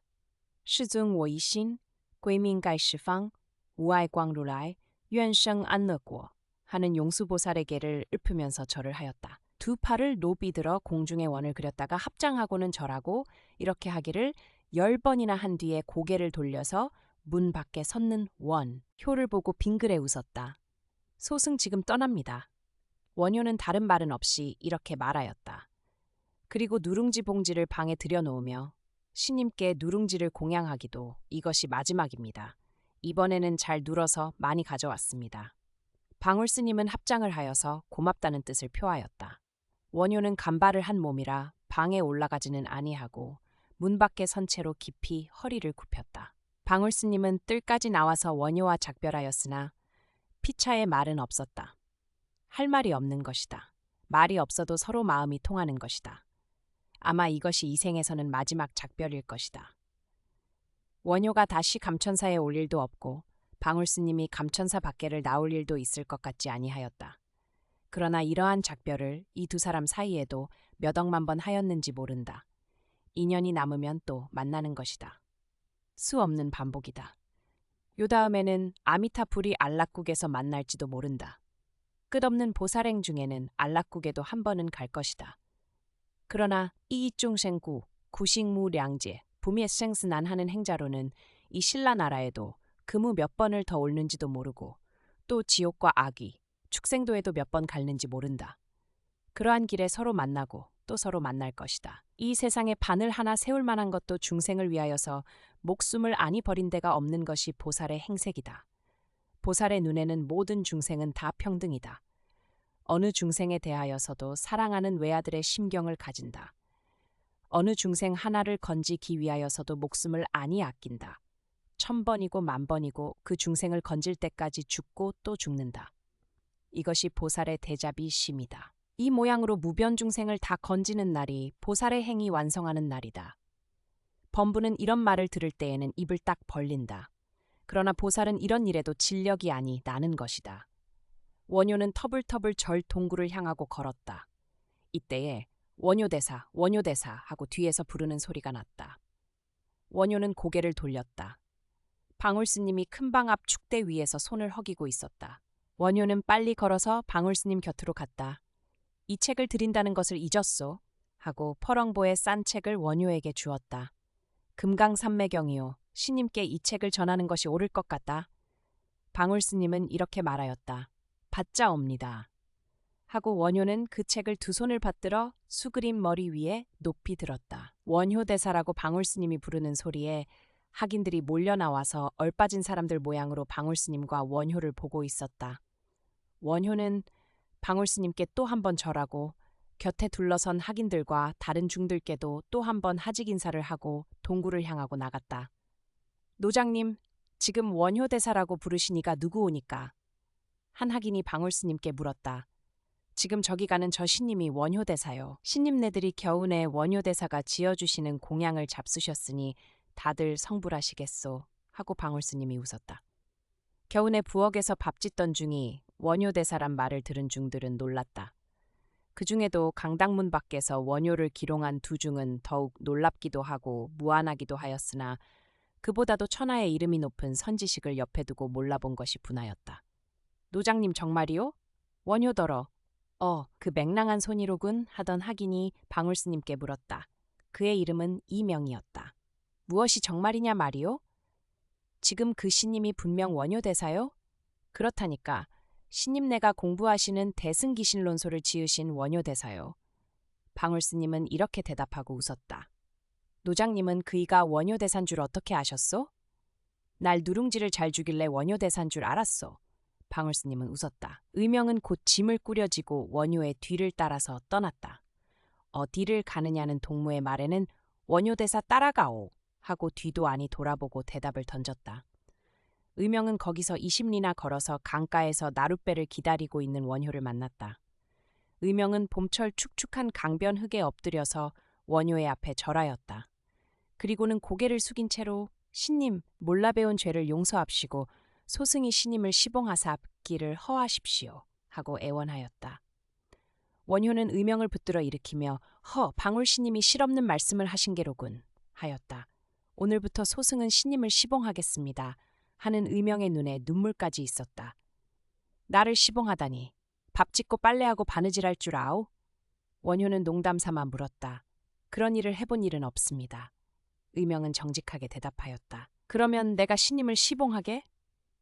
원효는 이렇게 말하고 웃었다. 강가에는 풀이 파릇파릇하고 흐린 물이 소리 없이 흐르고 있었다. 나룻배는 저편 언덕에 맨 채로 사공은 어디 가고 배만 물결을 따라서 오르락 내리락하고 있었다. 여기저기 봄보리 가는 농부가 있고 노고지리는 아직 소리를 아니하였다. 의명은 원효의 허락이 내리기를 기다리고 합장하고 서 있었다. 정처 없이 또 구름같이 다니는 나를 따라오면 어찌하오. 그나 그뿐인가. 감천사 독성각에 계신 방울스님이야말로 지금 동방에 으뜸되시는 대덕이시오. 나를 따라오는 이보다 방울스님께 배우시오. 아마 그 신님께서 돌아가실 때까지 배우더라도 그 신님의 높은 도력을 다 배우지 못하리다. 원효는 이렇게 점잖게 의명을 계유하였다. 소승이 감천사에 있기를 3년이나 하면서도 방울신님이 뉘신 줄을 몰라 배웠습니다. 그저 무식한 노장님이거니 하고 업수인 여겼습니다. 신님께서 한겨울을 소승내 밥을 지으셔도 사중에 아무도 신임 원효대사신 줄을 알아배운 이가 없습니다. 그리고 버릇없는 소리를 함부로 하였습니다. 아까 독성각 노장님께 신임이 원효대사란 말씀을 듣고 처음에는 믿어지지 아니하였습니다. 임금의 스승이 되시고 천하의 이름을 떨치신 원효대사가 소승내 밥을 지으시리라고는 꿈에도 생각하지 못하였습니다. 원효대사시면 귀인의 모양을 차리시고 걸어다니시지도 않으리라고 생각하였습니다. 그러다가 신님께서 정말 원효대사신 줄을 안 때에 소승은 전신에 피땀이 흐른 것 같았습니다. 그래서 이렇게 신님의 뒤를 따라왔습니다. 어디를 가시든지 죽기까지 신님의 뒤를 따르리라 하였습니다. 의명은 이렇게 말하여 원효를 따를 듯이 굳은 것을 힘있게 보였다. 의명은 자장율사의 배다른 아우로서 의안과 어머니 같은 형제였다. 의안은 장차 중으로서 효소와 왕의 정승이 될 사람이었다. 형님께서 자장율사시면 왜 형님께 안이 배우고 시골로 돌 아다니요? 원효가 이렇게 묻는 말에 의명은 소승은 자장율사가 마음에 싫습니다. 이렇게 대답하였다. 원효는 의명을 데리고 물을 따라서 내려갔다. 태백산에서 근원을 바란 물줄기를 따라서 내려가면 점점 낙동강 분류로 합하는 대로 가게 된다. 봄날은 길 걷기에 가장 좋은 때였다. 아직 물 것도 아니 생겨서 잠자리도 편하였다. 산골에서 벌판으로 내려갈수록 봄은 더욱 깊었다. 원효는 풀뿌리와 풀잎도 먹고 한대에서도 자고 하였으나 의명은 싫어하지 아니하고 원효가 하는 대로 하였다. 원효는 의명의 뜻이 어지간히 굳은 것을 보았다. 마침내 두 사람은 이산조 지경을 접어들어 냉산도 더리스에 다다랐다. 도리사는 모리의 집터다. 모래는 신라 사람 중에 첫번 불교 신자였다. 눌지왕 때에 무코자라는 중이 처음으로 신라에 들어와서 모래의 집에 머물었다고 한다. 무코자란 물론 그 중의 이름은 아닐 것이다. 검은 되놈이라고 신라 사람이 그를 부른 별명인 것이다. 검은 되라면 물론 서역 사람일 것이다. 이때에는 중국에는 벌써 불교가 들어온 지 200여 년 뒤라 하니 아마 중국에 왔던 서역 중 이 신라로 왔던 것이다. 옛날 기록을 보면 무코자는 고구려로부터서 왔다고 하였다. 아무려나 그는 돌을 펴기 위하여서 만리 타국에 홀로 온 것이다. 기록을 보면 무코자가 고구려로부터서 신라의 일선군 이산매에 이르니 그 고을 사람 모래가 땅을 파고 방을 만들어서 숨겨주었다. 그때에 마침 양나라에서 신라의 사신을 보내었는데 그가 가지고 온 예물 중에 향내나는 물건이 있었다. 이때에 신라 조정에서는 그 향이 무엇인지도 모르고 무엇에 쓰는 것인지도 몰라서 중사를 보내어 이것이 무엇인지를 알아올리라고 사방에 물었다. 그때에 무코자가 이것을 보고 이것은 향이라는 것이요. 이것을 태우면 향기가 나는 것이 네 정성을 신명께 달하게 하는 것이요. 신명이라 함은 삼보밖에 없으니 일왈 불타요, 이왈 달머요, 삼말 승가시라. 만일 이 향을 피우고 발언하면 반드시 영험이 있는 것이요. 이렇게 대답하였다. 이때에 마침 공주가 병이 중하였다. 왕은 무코자를 청하여 분양 기도하게 하였더니 공주의 병이 나았다. 왕이 크게 기뻐하셔서 무코자에게 상사를 대단히 후하게 하셨다. 무코자는 모래의 집에 돌아와서 왕께서 받은 물건을 다 모래에게 주어 그동안의 진 신세를 갚고 나는 갈 데가 있으니 그만 떠나오. 하고는 간발을 몰랐다. 이것이 무코자에 관한 기록 전부다. 아마 얼굴이 검고 코와 눈이 다른 인도 사람으로서 혼자 타국에 숨어 들어오느라고 그 고생이 여간하지 아니하였을 것이다. 모래가 우물 파고 그 속에 무코자를 숨겨준 것을 보더라도 무코자의 신변이 대단히 위험하던 것을 짐작할 수가 있다. 신라는 고구려와 백제도 그러하지만은 신을 숭상하는 나라다.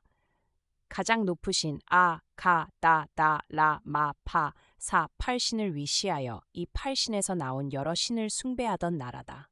임금의 일이란 신을 섬기고 백성으로 하여금 신을 잘 섬기게 하는 일이었다.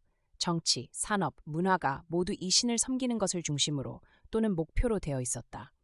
이러한 신라의 중국 사상이 들어옴에 다소간 신에 대한 순일무잡한 생각이 어지러워졌다 하더라도 또 일면으로는 외래 사상에 대하여서 조상적부터의 유신 사상을 옹호하려는 배타적 감정이 강하게 일어났다. 신라가 불교에 대하여서 한 여러 가지 일이 이것이었다. 무코자가 다녀간 뒤에 아도라는 이가 또 신라에 들어왔다. 아도가 신라에 들어온 데 대하여서는 이러한 기록이 남아있다. 비처왕, 추왕 때에 아도 화상이라는 이가 사자 세 사람으로 더불어 와서 머물러 경과 유를 외우니 왕왕 신수 봉행하는 자가 있었다. 또 고기에는 아도 화상이 신라에 온 일을 이렇게 썼다. 양나라 대통 원년 3월 11일에 아도가 일선군에 이르니 천지가 진동하였다. 아도 대사는 왼손에 금고리 단석장을 들고 오른손에는 옥으로 만든 바리떼를 들고 몸에는 안개 장삼을 입고 입으로는 화전을 부르며 신자 모래의 집에 왔다. 모래가 나가보고 깜짝 놀라며 접대의 고구려 중 정방이 우리나라에 들어왔을 때에 임금님과 신하들이 상서롭지 못한 것이 왔다고 하여서 죽였고 또 멸구자라는 중이 고구려에서 왔을 때에도 전같이 죽였는데 대사는 무엇하러 오셨소? 어서 문 안에 들어서오. 이술 사람 보리다. 이렇게 말하고 아도를 맞아들여 외딴 방에 두고 정성으로 공양하였다. 때마침 우나라 사신이 신라에 와서 내물왕께 5가지 향을 들이되 왕이 그것이 무엇에 쓰는 것인지 모르는지라 사자를 보내어 널리 전국 중에 물었다. 사자가 법사에게 물음에 법사는 말하되 불에 태워 부처님께 공양하는 것이니라 하였다. 사자가 법사와 함께 서울에 오매와이 법사로 하여금 사신 오늘 만나게 하였더니 사신이 법사에게 예배하고 말하되 이 먼 나라의 높으신 대사께서 어떻게 오셨습니까? 하였다. 이것을 보고 왕은 불승을 공경할 것임을 아시고 조칙을 내려 반행하기를 허하셨다. 이렇게 고기에 적혀 있다. 이것으로 보면 아도는 순순히 사명을 달한 것 같지만은 고득상 시사에는 아도 화상도 목배임을 당하였으나 신통력으로 모래의 집에 와서 숨었다 하였고 또 다른 책에는 아도는 본래 고구려 사람으로서 위 나라에 들어가 현창의 문화에서 19년 동안 공부하여 가지고 돌아와 그 어머니 고돈영의 명으로 신라에 와서 대궐 서쪽 동네에 살며 미추 왕께 불교를 행하기를 청하였으나 전에 없는 괴상한 일이라 하여 아도를 죽이려 함으로 속촌 머록의 집에 물러와 숨으니 지금 선조라. 3년 동안 해를 피하여 숨어 있는 중에 성국공주가 병이 낫지 아니하여 사방에 사람을 놓아 공주의 병 고칠 자를 구할세. 아도 대사가 거기 응하여 대궐에 들어가 그 병을 고쳤다. 왕이 크게 기뻐하여 대사에게 소원을 물으니 대사는 천경리에 절을 지어주시면 내 원이 족하다 하매 왕이 허하셨다. 그러나 세론과 백성이 완고하여 말을 듣지 아니하므로 예삿집 한 채로 절을 삼았으나 그 후 7년을 지나서야 비로소 중되려는 사람이 생겨서 와서 법을 받았고 모록의 누이 사시 또 중이 되어 삼천기 산천치령의 절을 세우니 영흥사. 미추왕이 붕하심에 다음 왕이 믿지 아니하여 불교를 폐하려 함으로 대사는 다시 속촌으로 돌아와 제 손으로 무덤을 만들고 그 속에 들어가 문을 닫고 죽으니 이리하여서 불교가 신라에 행하지 못하였다가 걸후 200여 년 만에야 원종이 불교를 일으켰다. 이렇게 말하였다. 이때는 고구려에는 셔소링왕 때에 순도가 들어오고 백제에는 침류왕, 점류왕 때의 마라난토가 서역으로부터 들어와서 두 나라가 다 불교를 행하게 된 때다. 아도화상도 고구려에 있을 때에는 나라에서 흥싱푹스라는 큰 절을 지어 대사로 하여금 거처하게 하였다 한다. 그러나 아도에 원하는 것은 편안하고 대접받은 일이 아니요 세상의 빛을 전하는 일이기 때문에 편한 것을 버리고 어려운 것을 취한 것이었다. 아도는 진성이라고도 하고 혹은 천축 사람이라고도 하고 혹은 고구려 사람으로 위에 들어갔다가 신라에 돌아온 사람이라고도 하고 또 혹은 대사의 어머니는 고구려 사람이나 아버지는 위나라 사신으로 고구려에 왔던 굴마라고도 한다. 어느 것이 옳은지 알 수 없으나 풍신이 특이하고 신변을 잘 부리고 평생을 도표기에 바쳤으며 그가 설법을 할 때에는 하늘로서 꽃비가 내렸다고 한다. 무려나 아도는 내가 신라의 불도를 펴고야 만다 하고 몸을 바치고 맹세한 사람인 것에는 틀림이 없다. 아도가 간 뒤에 열한 임금 200년이나 지나서 버풍왕 원종 때에 비로소 국가로서 불교를 허하게 되었거니와 그때에도 이차돈이 목숨을 버리고야 비로소 된 것이었다. 그러고 보면 신라의 불도를 펴기 위하여서 순교한 이가 고구려 중 정방, 멸구자, 아도 세 사람과 이차돈과 아울러 네 사람이다. 원효가 도리사로 온 것은 이러한 선인들이 도를 위하여서 몸을 버린 자취를 돌아보아 첫째로는 자기의 뜻을 굳게 하고 둘째로는 의명과 아사가 사사마의 뜻을 크고 굳게 하여 주려 함이었다. 도리사에서도 원효는 본명을 말하지 아니하였다. 의명더러 도 원효가 누구인 것을 발설 말라고 신칙하였다. 그것은 구태여 숨으려 함이거나 또는 이름난 사람의 귀찮음을 피하려 함이 아니요 대중에게 공경과 공양을 받음으로 뜻이 교만하여지고 몸의 안위를 탐하게 될 것을 겁냄이었다. 원효는 도리사에서 며칠을 묵어 대중과 낯을 익힌 뒤에 절에서 허가를 얻어가지고 냉산한 골짜구니에 조그마한 암자를 짓기로 하였다. 원효는 톡과 도끼와 지게를 준비하여서 의명과 단둘이서 날마다 집터를 치고 제목을 찍어 나르고 돌과 흙을 져 날랐다. 그러하는 동안에 하루에 한 번씩 마을에 밥을 빌러 내려가고 또 큰 절에 제가 들면 거기서 얻은 음식으로 하루나 이틀 양식을 삼았다. 신임, 이렇게 풀과 나무를 자르고 또 벌레를 죽이는 것은 살생이 아닙니까?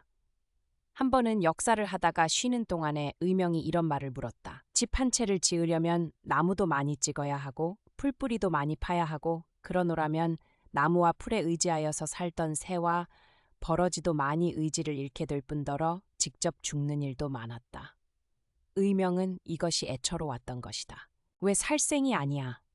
원효는 이렇게 대답하였다. 그런데 사문이 살생을 해도 좋습니까? 의명은 이렇게 물었다. 사바세계가 살생 아니하고 살아갈 수 있는 새일까? 원효는 이렇게 대답하였다. 그러면 사문과 속인과 다를 것이 무엇입니까? 범부는 저를 위해서 남을 죽이고 보살은 중생을 건지기 위하여서 남을 죽이나니라. 석가세존의 발에 밟혀서 죽은 중생은 얼마나 되는지 아는가? 석가세존이 열반하시기 전에 도야지 고기를 잡수시지 않았나? 그러나 석가세존은 일찍 한 번도 살생하신 일이 없나니라. 원효는 이렇게 대답하였다. 어찌해서 그것이 살생이 안 됩니까? 세존은 당신을 위하여서 사신 일이 없으시니. 원효의 이 말의 의명은 알았습니다. 하고 절하였다. 그러면 살생유택 사생요저이란 무엇입니까? 의명은 다시 물었다. 그것은 세속 사람이 지킬 것이니라. 보살은 살생이 없습니까? 그렇다. 보살은 삼계 중생을 다 죽여도 살생이 아니니라. 자비니라. 알았습니다. 하고 의명은 또 한 번 절을 하였다. 또 어느 때에 의명은 원효에게 섬이란 무엇입니까? 하고 물었다. 달마존자가 중국에 온 것이 양무제 때이 니 이때로부터 5, 60년 전이라 백제와 신라에도 달마선법이 들어오기 시작한 때였다. 지금까지는 진원과 유률이 가장 성하였고 일부 학승 간의 화엄법화가 숭상되었으나 달마선법은 세상 일반에서는 아직 소문뿐이었다. 그래서 의명도 이것을 원효에게 물은 것이다. 원효는 발 앞에 흐르는 냇물을 가리키며 선이 이런 것이니라 하였다. 산 시내는 지형을 따라서 혹은 빠르게 혹은 더디게 혹은 소리를 내며 혹은 소리도 없이 바위가 있으면 바위를 비추이고 구름이 오면 구름을 비추이며 아무 조작도 없이 성급함도 없고 쉬임도 없이 흐르고 있었다. 의명은 원효의 말뜻을 알려고 언제까지나 물을 들여다보고 있었다. 역사를 시작한 지 한 달 남짓하여 원효의 암자가 낙성이 되었다. 방이 3간, 가운데 마루는 크고 좌우 방은 작았다. 그리고 부엌 한 간이 붙어 있었다. 마당도 반드시 다듬고 우물도 하나 얻었다. 집 옆으로는 꽤 큰 시내가 흘러서 비가 온 뒤면 방에서도 물소리가 들리고 비가 아니 와도 가까이 가면 물소리가 들렸다. 냇가 벼랑 위에는 정자도 하나 지어 놓았다. 여기 앉으면 달 떠오르는 것이 보였다. 암자에서 서쪽으로 높은 언덕에 올라가면 먼 산과 먼 벌판이 바라보였다. 도리사 큰 절이 보이지는 아니하나 아침 저녁에 종소리는 울려왔다. 집이 다 될 때쯤 하여서는 원효나 의명이나 목수의 솜씨가 많이 늘었다. 흙을 바르는 솜씨도 늘었다. 이 근방에 칡뿌리가 많은 것이 다행하여서 대안스님께 배운 대로 원효는 칡뿌리를 먹었다. 그것을 그냥 씹어 먹기도 하고 또 갈거나 으깨어서 먹기도 하였다. 단오점 풀은 아무 것을 먹어도 독이 없다고 한다. 산에는 먹을 풀이 많았다. 그러나 원효나 의명이 먹을 풀과 먹지 못하는 풀을 구별할 줄을 몰랐다. 한 번은 지나가던 늙은 중 하나가 큰 절에서 소식을 들었는지 원효의 암자를 찾아왔다. 그 노승은 먹는 풀과 먹는 뿌리를 잘 알았고 또 그것을 맛있게 조리하는 법도 알았다. 칡뿌리로 녹말 만드는 법도 가르쳐 주었다. 원효와 의명은 사흘 동안이나 이 노장을 따라서 산으로 다니면서 봄철에 먹는 풀과 나무순과 뿌리를 베우고 또 많이 뜯어왔다. 여름에는 여름에 먹을 것이 있고 가을에는 가을과 겨우내 먹을 것이 있다고 노장은 설명하였다. 도라지, 삽주, 더덕, 칡뿌리를 4가지 뿌리라 하고 도토리, 밤, 잣, 개암을 4가지 열매라 하고 송기, 누루지느릅나무 껍질을 2가지 껍질이라고 한다는 말도 가르쳐 주었다. 또 꿀을 따는 것도 가르쳐 주었다. 여름에 병이 나서 고기를 먹어야 하겠거든 뱀을 잡아서 구워 먹고 겨울이면 토끼를 먹으란 말도 하였다. 세종께서도 병난 사람은 고기를 먹여도 좋다고 하셨소. 노승은 이러한 말도 하였다. 이 노승은 평거에 늘 입을 우물우물하고 있었다. 진원을 염하거나 염부를 모시는 모양이었다. 이 노승이 다녀간 뒤로 원효의 암자 살림은 무척 풍성하였다.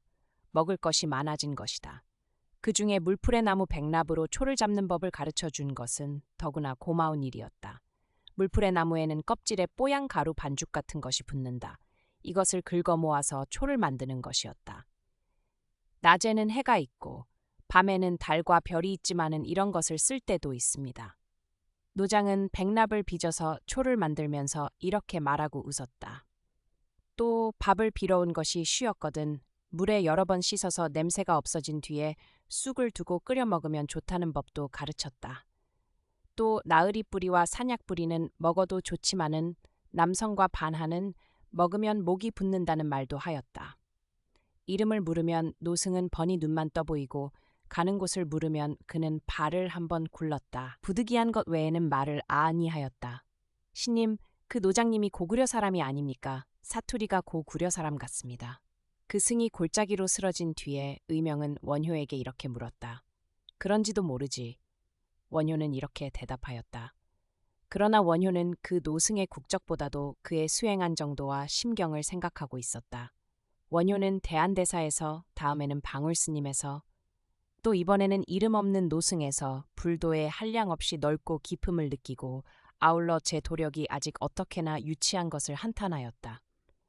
의명아, 원효는 문득 이렇게 의명을 불렀다. 예, 너는 그 노장을 어떻게 생각하는고? 고구려 사람이라고 생각하오? 원효는 벼락 같은 소리로 가라! 하고 의명에게 일갈하였다. 가라는 정신 차리라는 말이다. 의명은 송구하였다. 원효에게서 이런 큰 소리를 들은 것은 처음이었다. 평소에는 웃고 농담도 하고 친구 같았다. 그러나 이번 일갈은 무서웠다. 의명이 합장하고 고개를 숙이고 섰는 것을 보고 원효는 알았느냐 하고 또 한 번 소리를 질렀다. 무슨 뜻이 온지 의명은 알아듣지 못하였다. 가서 나무 한 짐 해오너라. 원효는 이렇게 명하였다. 의명은 지게를 지고 낫을 들고 산으로 올라갔다. 그 노장 이 고구려 사람이란 것이 무엇이 잘못일까 하였다. 저녁에 산으로부터 돌아와서 의명은 원효에게 절하였다. 알았느냐? 원효의 말을 부드러웠다. 예. 어디 말해보아라. 소승이 아직 중이 못 되었습니다. 원효는 고개를 끄덕끄덕하였다. 4월 8일에 원효는 이 암자에 무해암리란이라는 현판을 써달았다. 그리고 제 손으로 향나무 부처 한 분을 새겨서 불탑에 모셨다. 원효는 의명을 데리고 이 암자에서 한 해를 났다. 의명은 더욱 원효를 공경하였다. 얼른 보기에 허랑한 듯한 원효대사의 속에 있는 큰 빛을 본 것이다. 맨 처음 원효를 냉산 무해암으로 찾아온 것은 사사마였다. 그것은 6월 어느 비 쏟아지는 날이었다. 사사마는 비를 쪼르르 맞고 무해암에를 와서 원효의 앞에 절하였다. 원효도 놀라면서 내 어찌 찾아왔느냐 하고 반가워하였다. 사사마의 말은 이러하였다. 원효가 가상하를 떠나 뒤에 1년이 지나도 소식이 없음에 사사마와 아사가는 기다리다 못하여서 그 조부에게 어찌할까를 물으니 할아버지는 대사가 떠나실 때에 너희더러 무해라고 하시더냐 하고 물었다. 아직 집에서 늙으신 조부님과 어머님을 시봉하여라. 그거 이 불돈이라 이렇게 말씀하셨습니다. 하고 사사마가 대답한즉 조부는 또 언제 만난다는 기약은 말씀 아니하시더냐 하고 손자와 손녀를 돌아보며 물었다. 때가 오면 만나지 이렇게 말씀하셨습니다. 때가 오면 하고 사상아 노인은 한참 침음하더니 그것은 너희더러 찾아오란 뜻이다 하였다. 이때에는 벌써 알던 어머니는 돌아가셨다. 그 이튿날 사사마의 조부는 사사마를 불러 내 오늘 길을 떠나거라. 어디를 가든지 네 스승을 찾아라. 이렇게 명하였다. 그래서 사사마는 길을 떠났다. 신님 계신 데를 찾거든 곧 돌아와. 나도 가게. 누이 아사가는 이렇게 사사마에게 부탁하였다. 사사마는 처음에는 원효가 가던 방향으로 걷기 시작하여서 간 데마다 원효의 모습을 말하고 이러이러한 사람을 못 보았느냐고 물었다. 원효 대사라고 찾지 아니한 까닭은 원효가 행색을 숨겼으리라고 생각한 까닭이었다. 단샘에서 웬 사람을 만나서 물었더니 알겠지요. 그런 양반이면 우리 동네에서 2달이나 계시면서 죽을 사람을 많이 살려주시고 가셨느니라고. 그런데 그 어른이 누구신지 성명도 아니 일러주시더라고. 대체 그 어른이 누구시냐고 되려 묻겠지요. 그래서 그 어른이 원효대산이라고 제가 말하였습니다. 사사마는 그때의 기쁨을 다시 일으키는 듯이 눈이 빛났다. 사사마는 말을 계속하였다. 그리고는 감천사에 들러서 자세한 말씀을 들었습니다. 하는 사사마의 말에 원효는 거기서 방울씨님이란 노장님 뵈었느냐 하고 물었다. 원효는 이 말을 물을 때에 몸을 바르고 합장하여서 스승에게 대한 예를 보였다. 네, 큰절에서 어떤 시님이 원효대사 일을 알려거든 저 독성각에 가서 방울씨님을 만나 뵈어라 하기로 가배었습니다. 그리고 그날 밤을 그 노시님 곁에서 잤습니다. 사사마는 이렇게 말하였다. 그 노시님이 누룽지 잡수시더냐? 원효는 이렇게 물었다.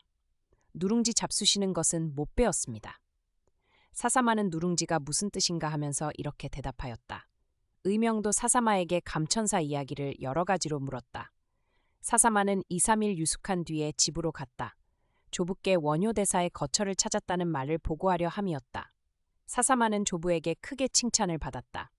반년 동안에 혼자 정처 없는 스승의 자취를 찾아서 만난 것이 장한 일이라고 대단히 기뻐하였다.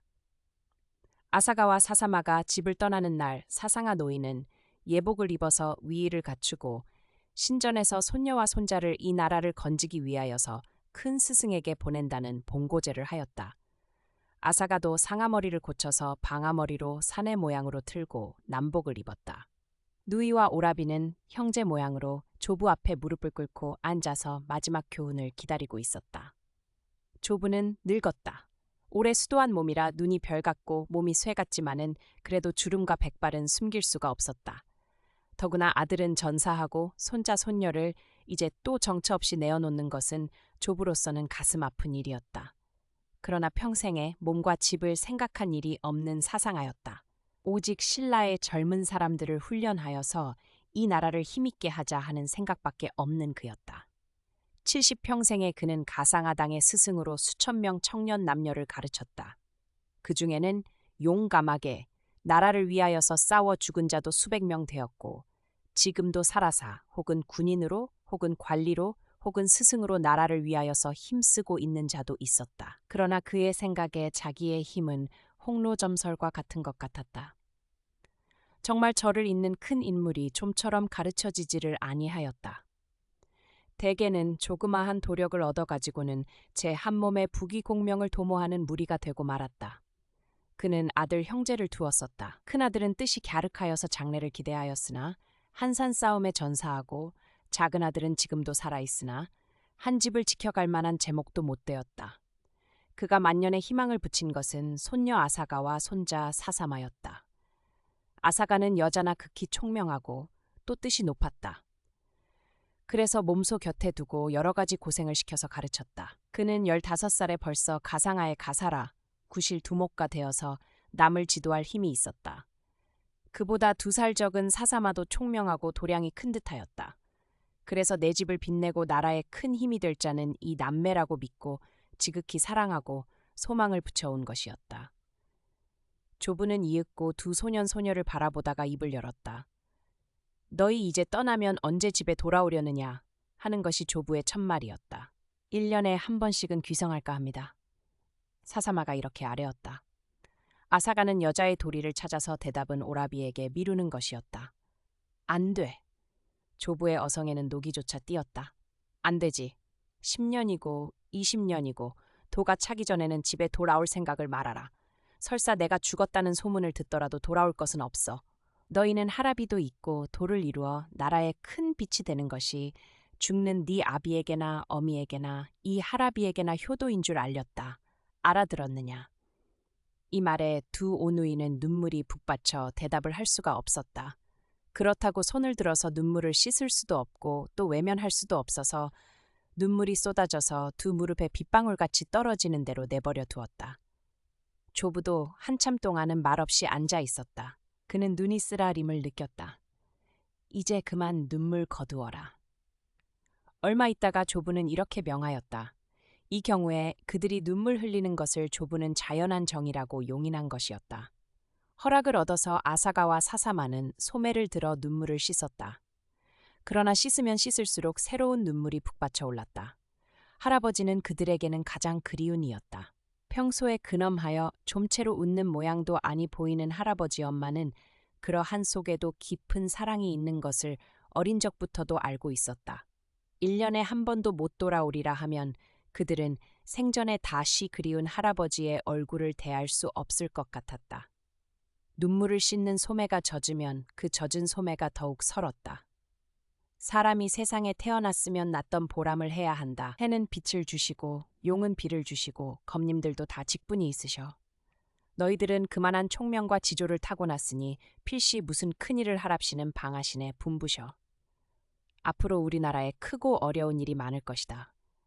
백제, 고구려와 싸움도 할 것이고 싸움이 오래 끌면 사람도 많이 죽으려니와 흉년도 질병도 올 것이요. 그리 되면 백성들이 마음이 어지러워지기가 쉬워 까딱하면 나라에 큰일 날는지도 몰라. 그러한 때에 나라를 붙들고 백성들의 마음을 바로잡는 것이 도인의 직책이야. 그러한 큰 직책을 감당하자면 큰 스승의 매를 맞으며 큰 공부가 있어야 해. 벼락이 머리에 떨어져도 까딱 없고 부귀가 오더라도 심상할 만한 공부가 있어야 해. 그런데 나는 그만한 스승이 못 돼요. 내가 봄에는 원효대사야말로 능히 너희를 두들겨서 금과 같은 사람을 만들 큰 스승인 듯 싶으니 너희들은 그 어른께 몸을 맡겨버려라. 스승을 섬기는 법이 임금을 섬기는 법과 같아. 그러므로 임금과 스승과 어버이는 일체라는 것이다. 그 중에도 스승은 임금과 어버이 섬기는 법을 가르치시는 이니 그러므로 스승은 임금도 공경하시는 바이다. 대개 임금을 섬기는 법이 목숨을 임금께 바쳐버리는 것이오니와 스승을 섬기는 법도 그와 같아서 스승에게다가 목숨을 바쳐버리는 것이다. 무슨 어려운 일을 시키시더라도 그대로 처박아는 것이야. 그러니 일심으로 정성으로 스승이 시키시는 대로 하는 것이야. 일심이란 딴 생각을 아니한단 말이요. 정성을 들인다는 것은 거짓이 없고 기임이 없이 언제까지나 힘쓴단 말이야. 알아들었니? 네. 두 오누이는 일제히 대답하였다. 장하다. 그래야지. 하고 조부는 일어나 칼 암에서 도롱이 둘을 내어 아사가와 사사마에게 주었다. 칼의 길이는 두어 자밖에 아니 되나 오 동집에 금으로 반달을 놓고 은으로 한 칼에는 멍에다물, 오리온을, 한 칼에는 칠성을 놓고 숭놉피로 끈을 한 것이었다. 숭놉피는 오랜 세월에 빛이 변하였다. 조부는 내 그 칼을 빼어보아라 하고 명하였다. 아사가와 사사마는 칼을 빼었다. 푸르스름한 몸에 가무스름한 날이었다. 그러나 한번 공중에 들음에 푸른 무지개가 뻗치는 듯하였다. 조부는 입을 열었다. 이 칼은 조부 서랑 장군께서 장군 이사부를 따라 한 번은 우상국을 칠 때에 또 한 번은 금광국을 칠 때에 세운 전공으로 나라님께서 상사로 받자오신 것이다. 서랑 장군께서 모두 3번 전공을 세우셔서 칼셋을 상 받으시고 넷째 번에는 한산주 싸움에 전사하셨거니와 단잠성슨 싸움에 상사 받으신 칼은 네 아비가 지니고 출정하여 한산주에서 전사하여 그 칼이 간대를 모르거니와 너희가 만일 고구려를 쳐서 멸하면 네 아비의 칼을 찾을 수도 있을 것이다. 그 칼은 금으로 반달과 용을 아로새긴 것으로 진흥대왕께서 차시던 보검이라고 한다. 여기까지 말한 뒤에 조부는 잠시 말을 끊었다가 다시 말을 이어 내 아비 장춘랑은 그 동지 파랑과 함께 단 둘이 밤에 적진 중에 숨어 들어가서 적의 장수를 베어서 위태한 우리 군사를 건졌나니라. 내 아비는 충성 있는 장수더니라. 적도 그 충용에 감복하여서 장춘랑, 파랑의 무덤을 만들어 놓고 물러갔나니라. 이렇게 장춘랑의 말을 하였다. 장춘랑, 파랑은 한산 싸움에 신라군이 백제군의 포위를 당하여서 전멸의 위기에 있는 것을 단신으로 적진 중에 들어가 적장을 죽이고 정군을 구원한 사람으로 나중에 태종무열왕이 그 공을 보아 두 사람을 위하여서 장의사를 지어서 그들의 명복을 빌었다. 장하는 세검정에서 동북으로 고개에 하나 넘어가서 지금도 그 절터가 있다. 아버지 이야기를 들은 아사가와 사사마는 한번 몸을 떨었다. 조부는 다시 말을 이었다. 아마 네 아비가 적장의 목을 베인 것이 그 칼일 것이다. 그 용을 아로새긴 칼일 것이다. 한번 쾌하게 그 칼을 썼으니 여한이 없을 것이다. 네 아비가 칼을 잘 썼나니라. 몸을 솟아서 나는 참새를 베었더니라. 네 증조부님이 칼을 잘 쓰시기로 이름이 높으셨거니와 항상 이렇게 말씀하시더라. 칼 쓰는 공부는 베고 싶은 것을 무엇이나 베게 되어야 한다고 하셨어. 공중에 나는 티끌을 쪼갤 만하여야 비로소 검객이라고 하셨어. 또 이런 말씀도 하시더니라. 칼을 쓰는 사람은 먼저 제 욕심을 배기를 공부해야 한다고. 능히 제 목을 쌍둥자를 만하면 아무러한 적이라도 그 칼을 면치 못한다고 하셨어. 저를 먼저 베고야 적을 베느니라고. 저는 살고 적만 죽이려 하면 적은 살고 저는 죽나니라고. 너희들은 아직 이 말을 못 알아들을 것이다마는 이제 공부를 하노라면 알게 될 것이다. 들으니까 원효대사가 검술에도 명인이라더라. 나의 뿌리를 뺀 사람이 무엇을 하면 명인이 아니겠느냐. 능히 만인을 죽이고 능히 만인을 살리는 재주를 배워 이루거든 하라비를 찾아오너라. 하라비가 그 전에 죽더라도 눈만은 뜨고 너희들이 어떻게 되나 보고 있을 것이다. 조부는 잠시 말을 끊었다가 내 그 칼에 새긴 반달과 별을 보느냐.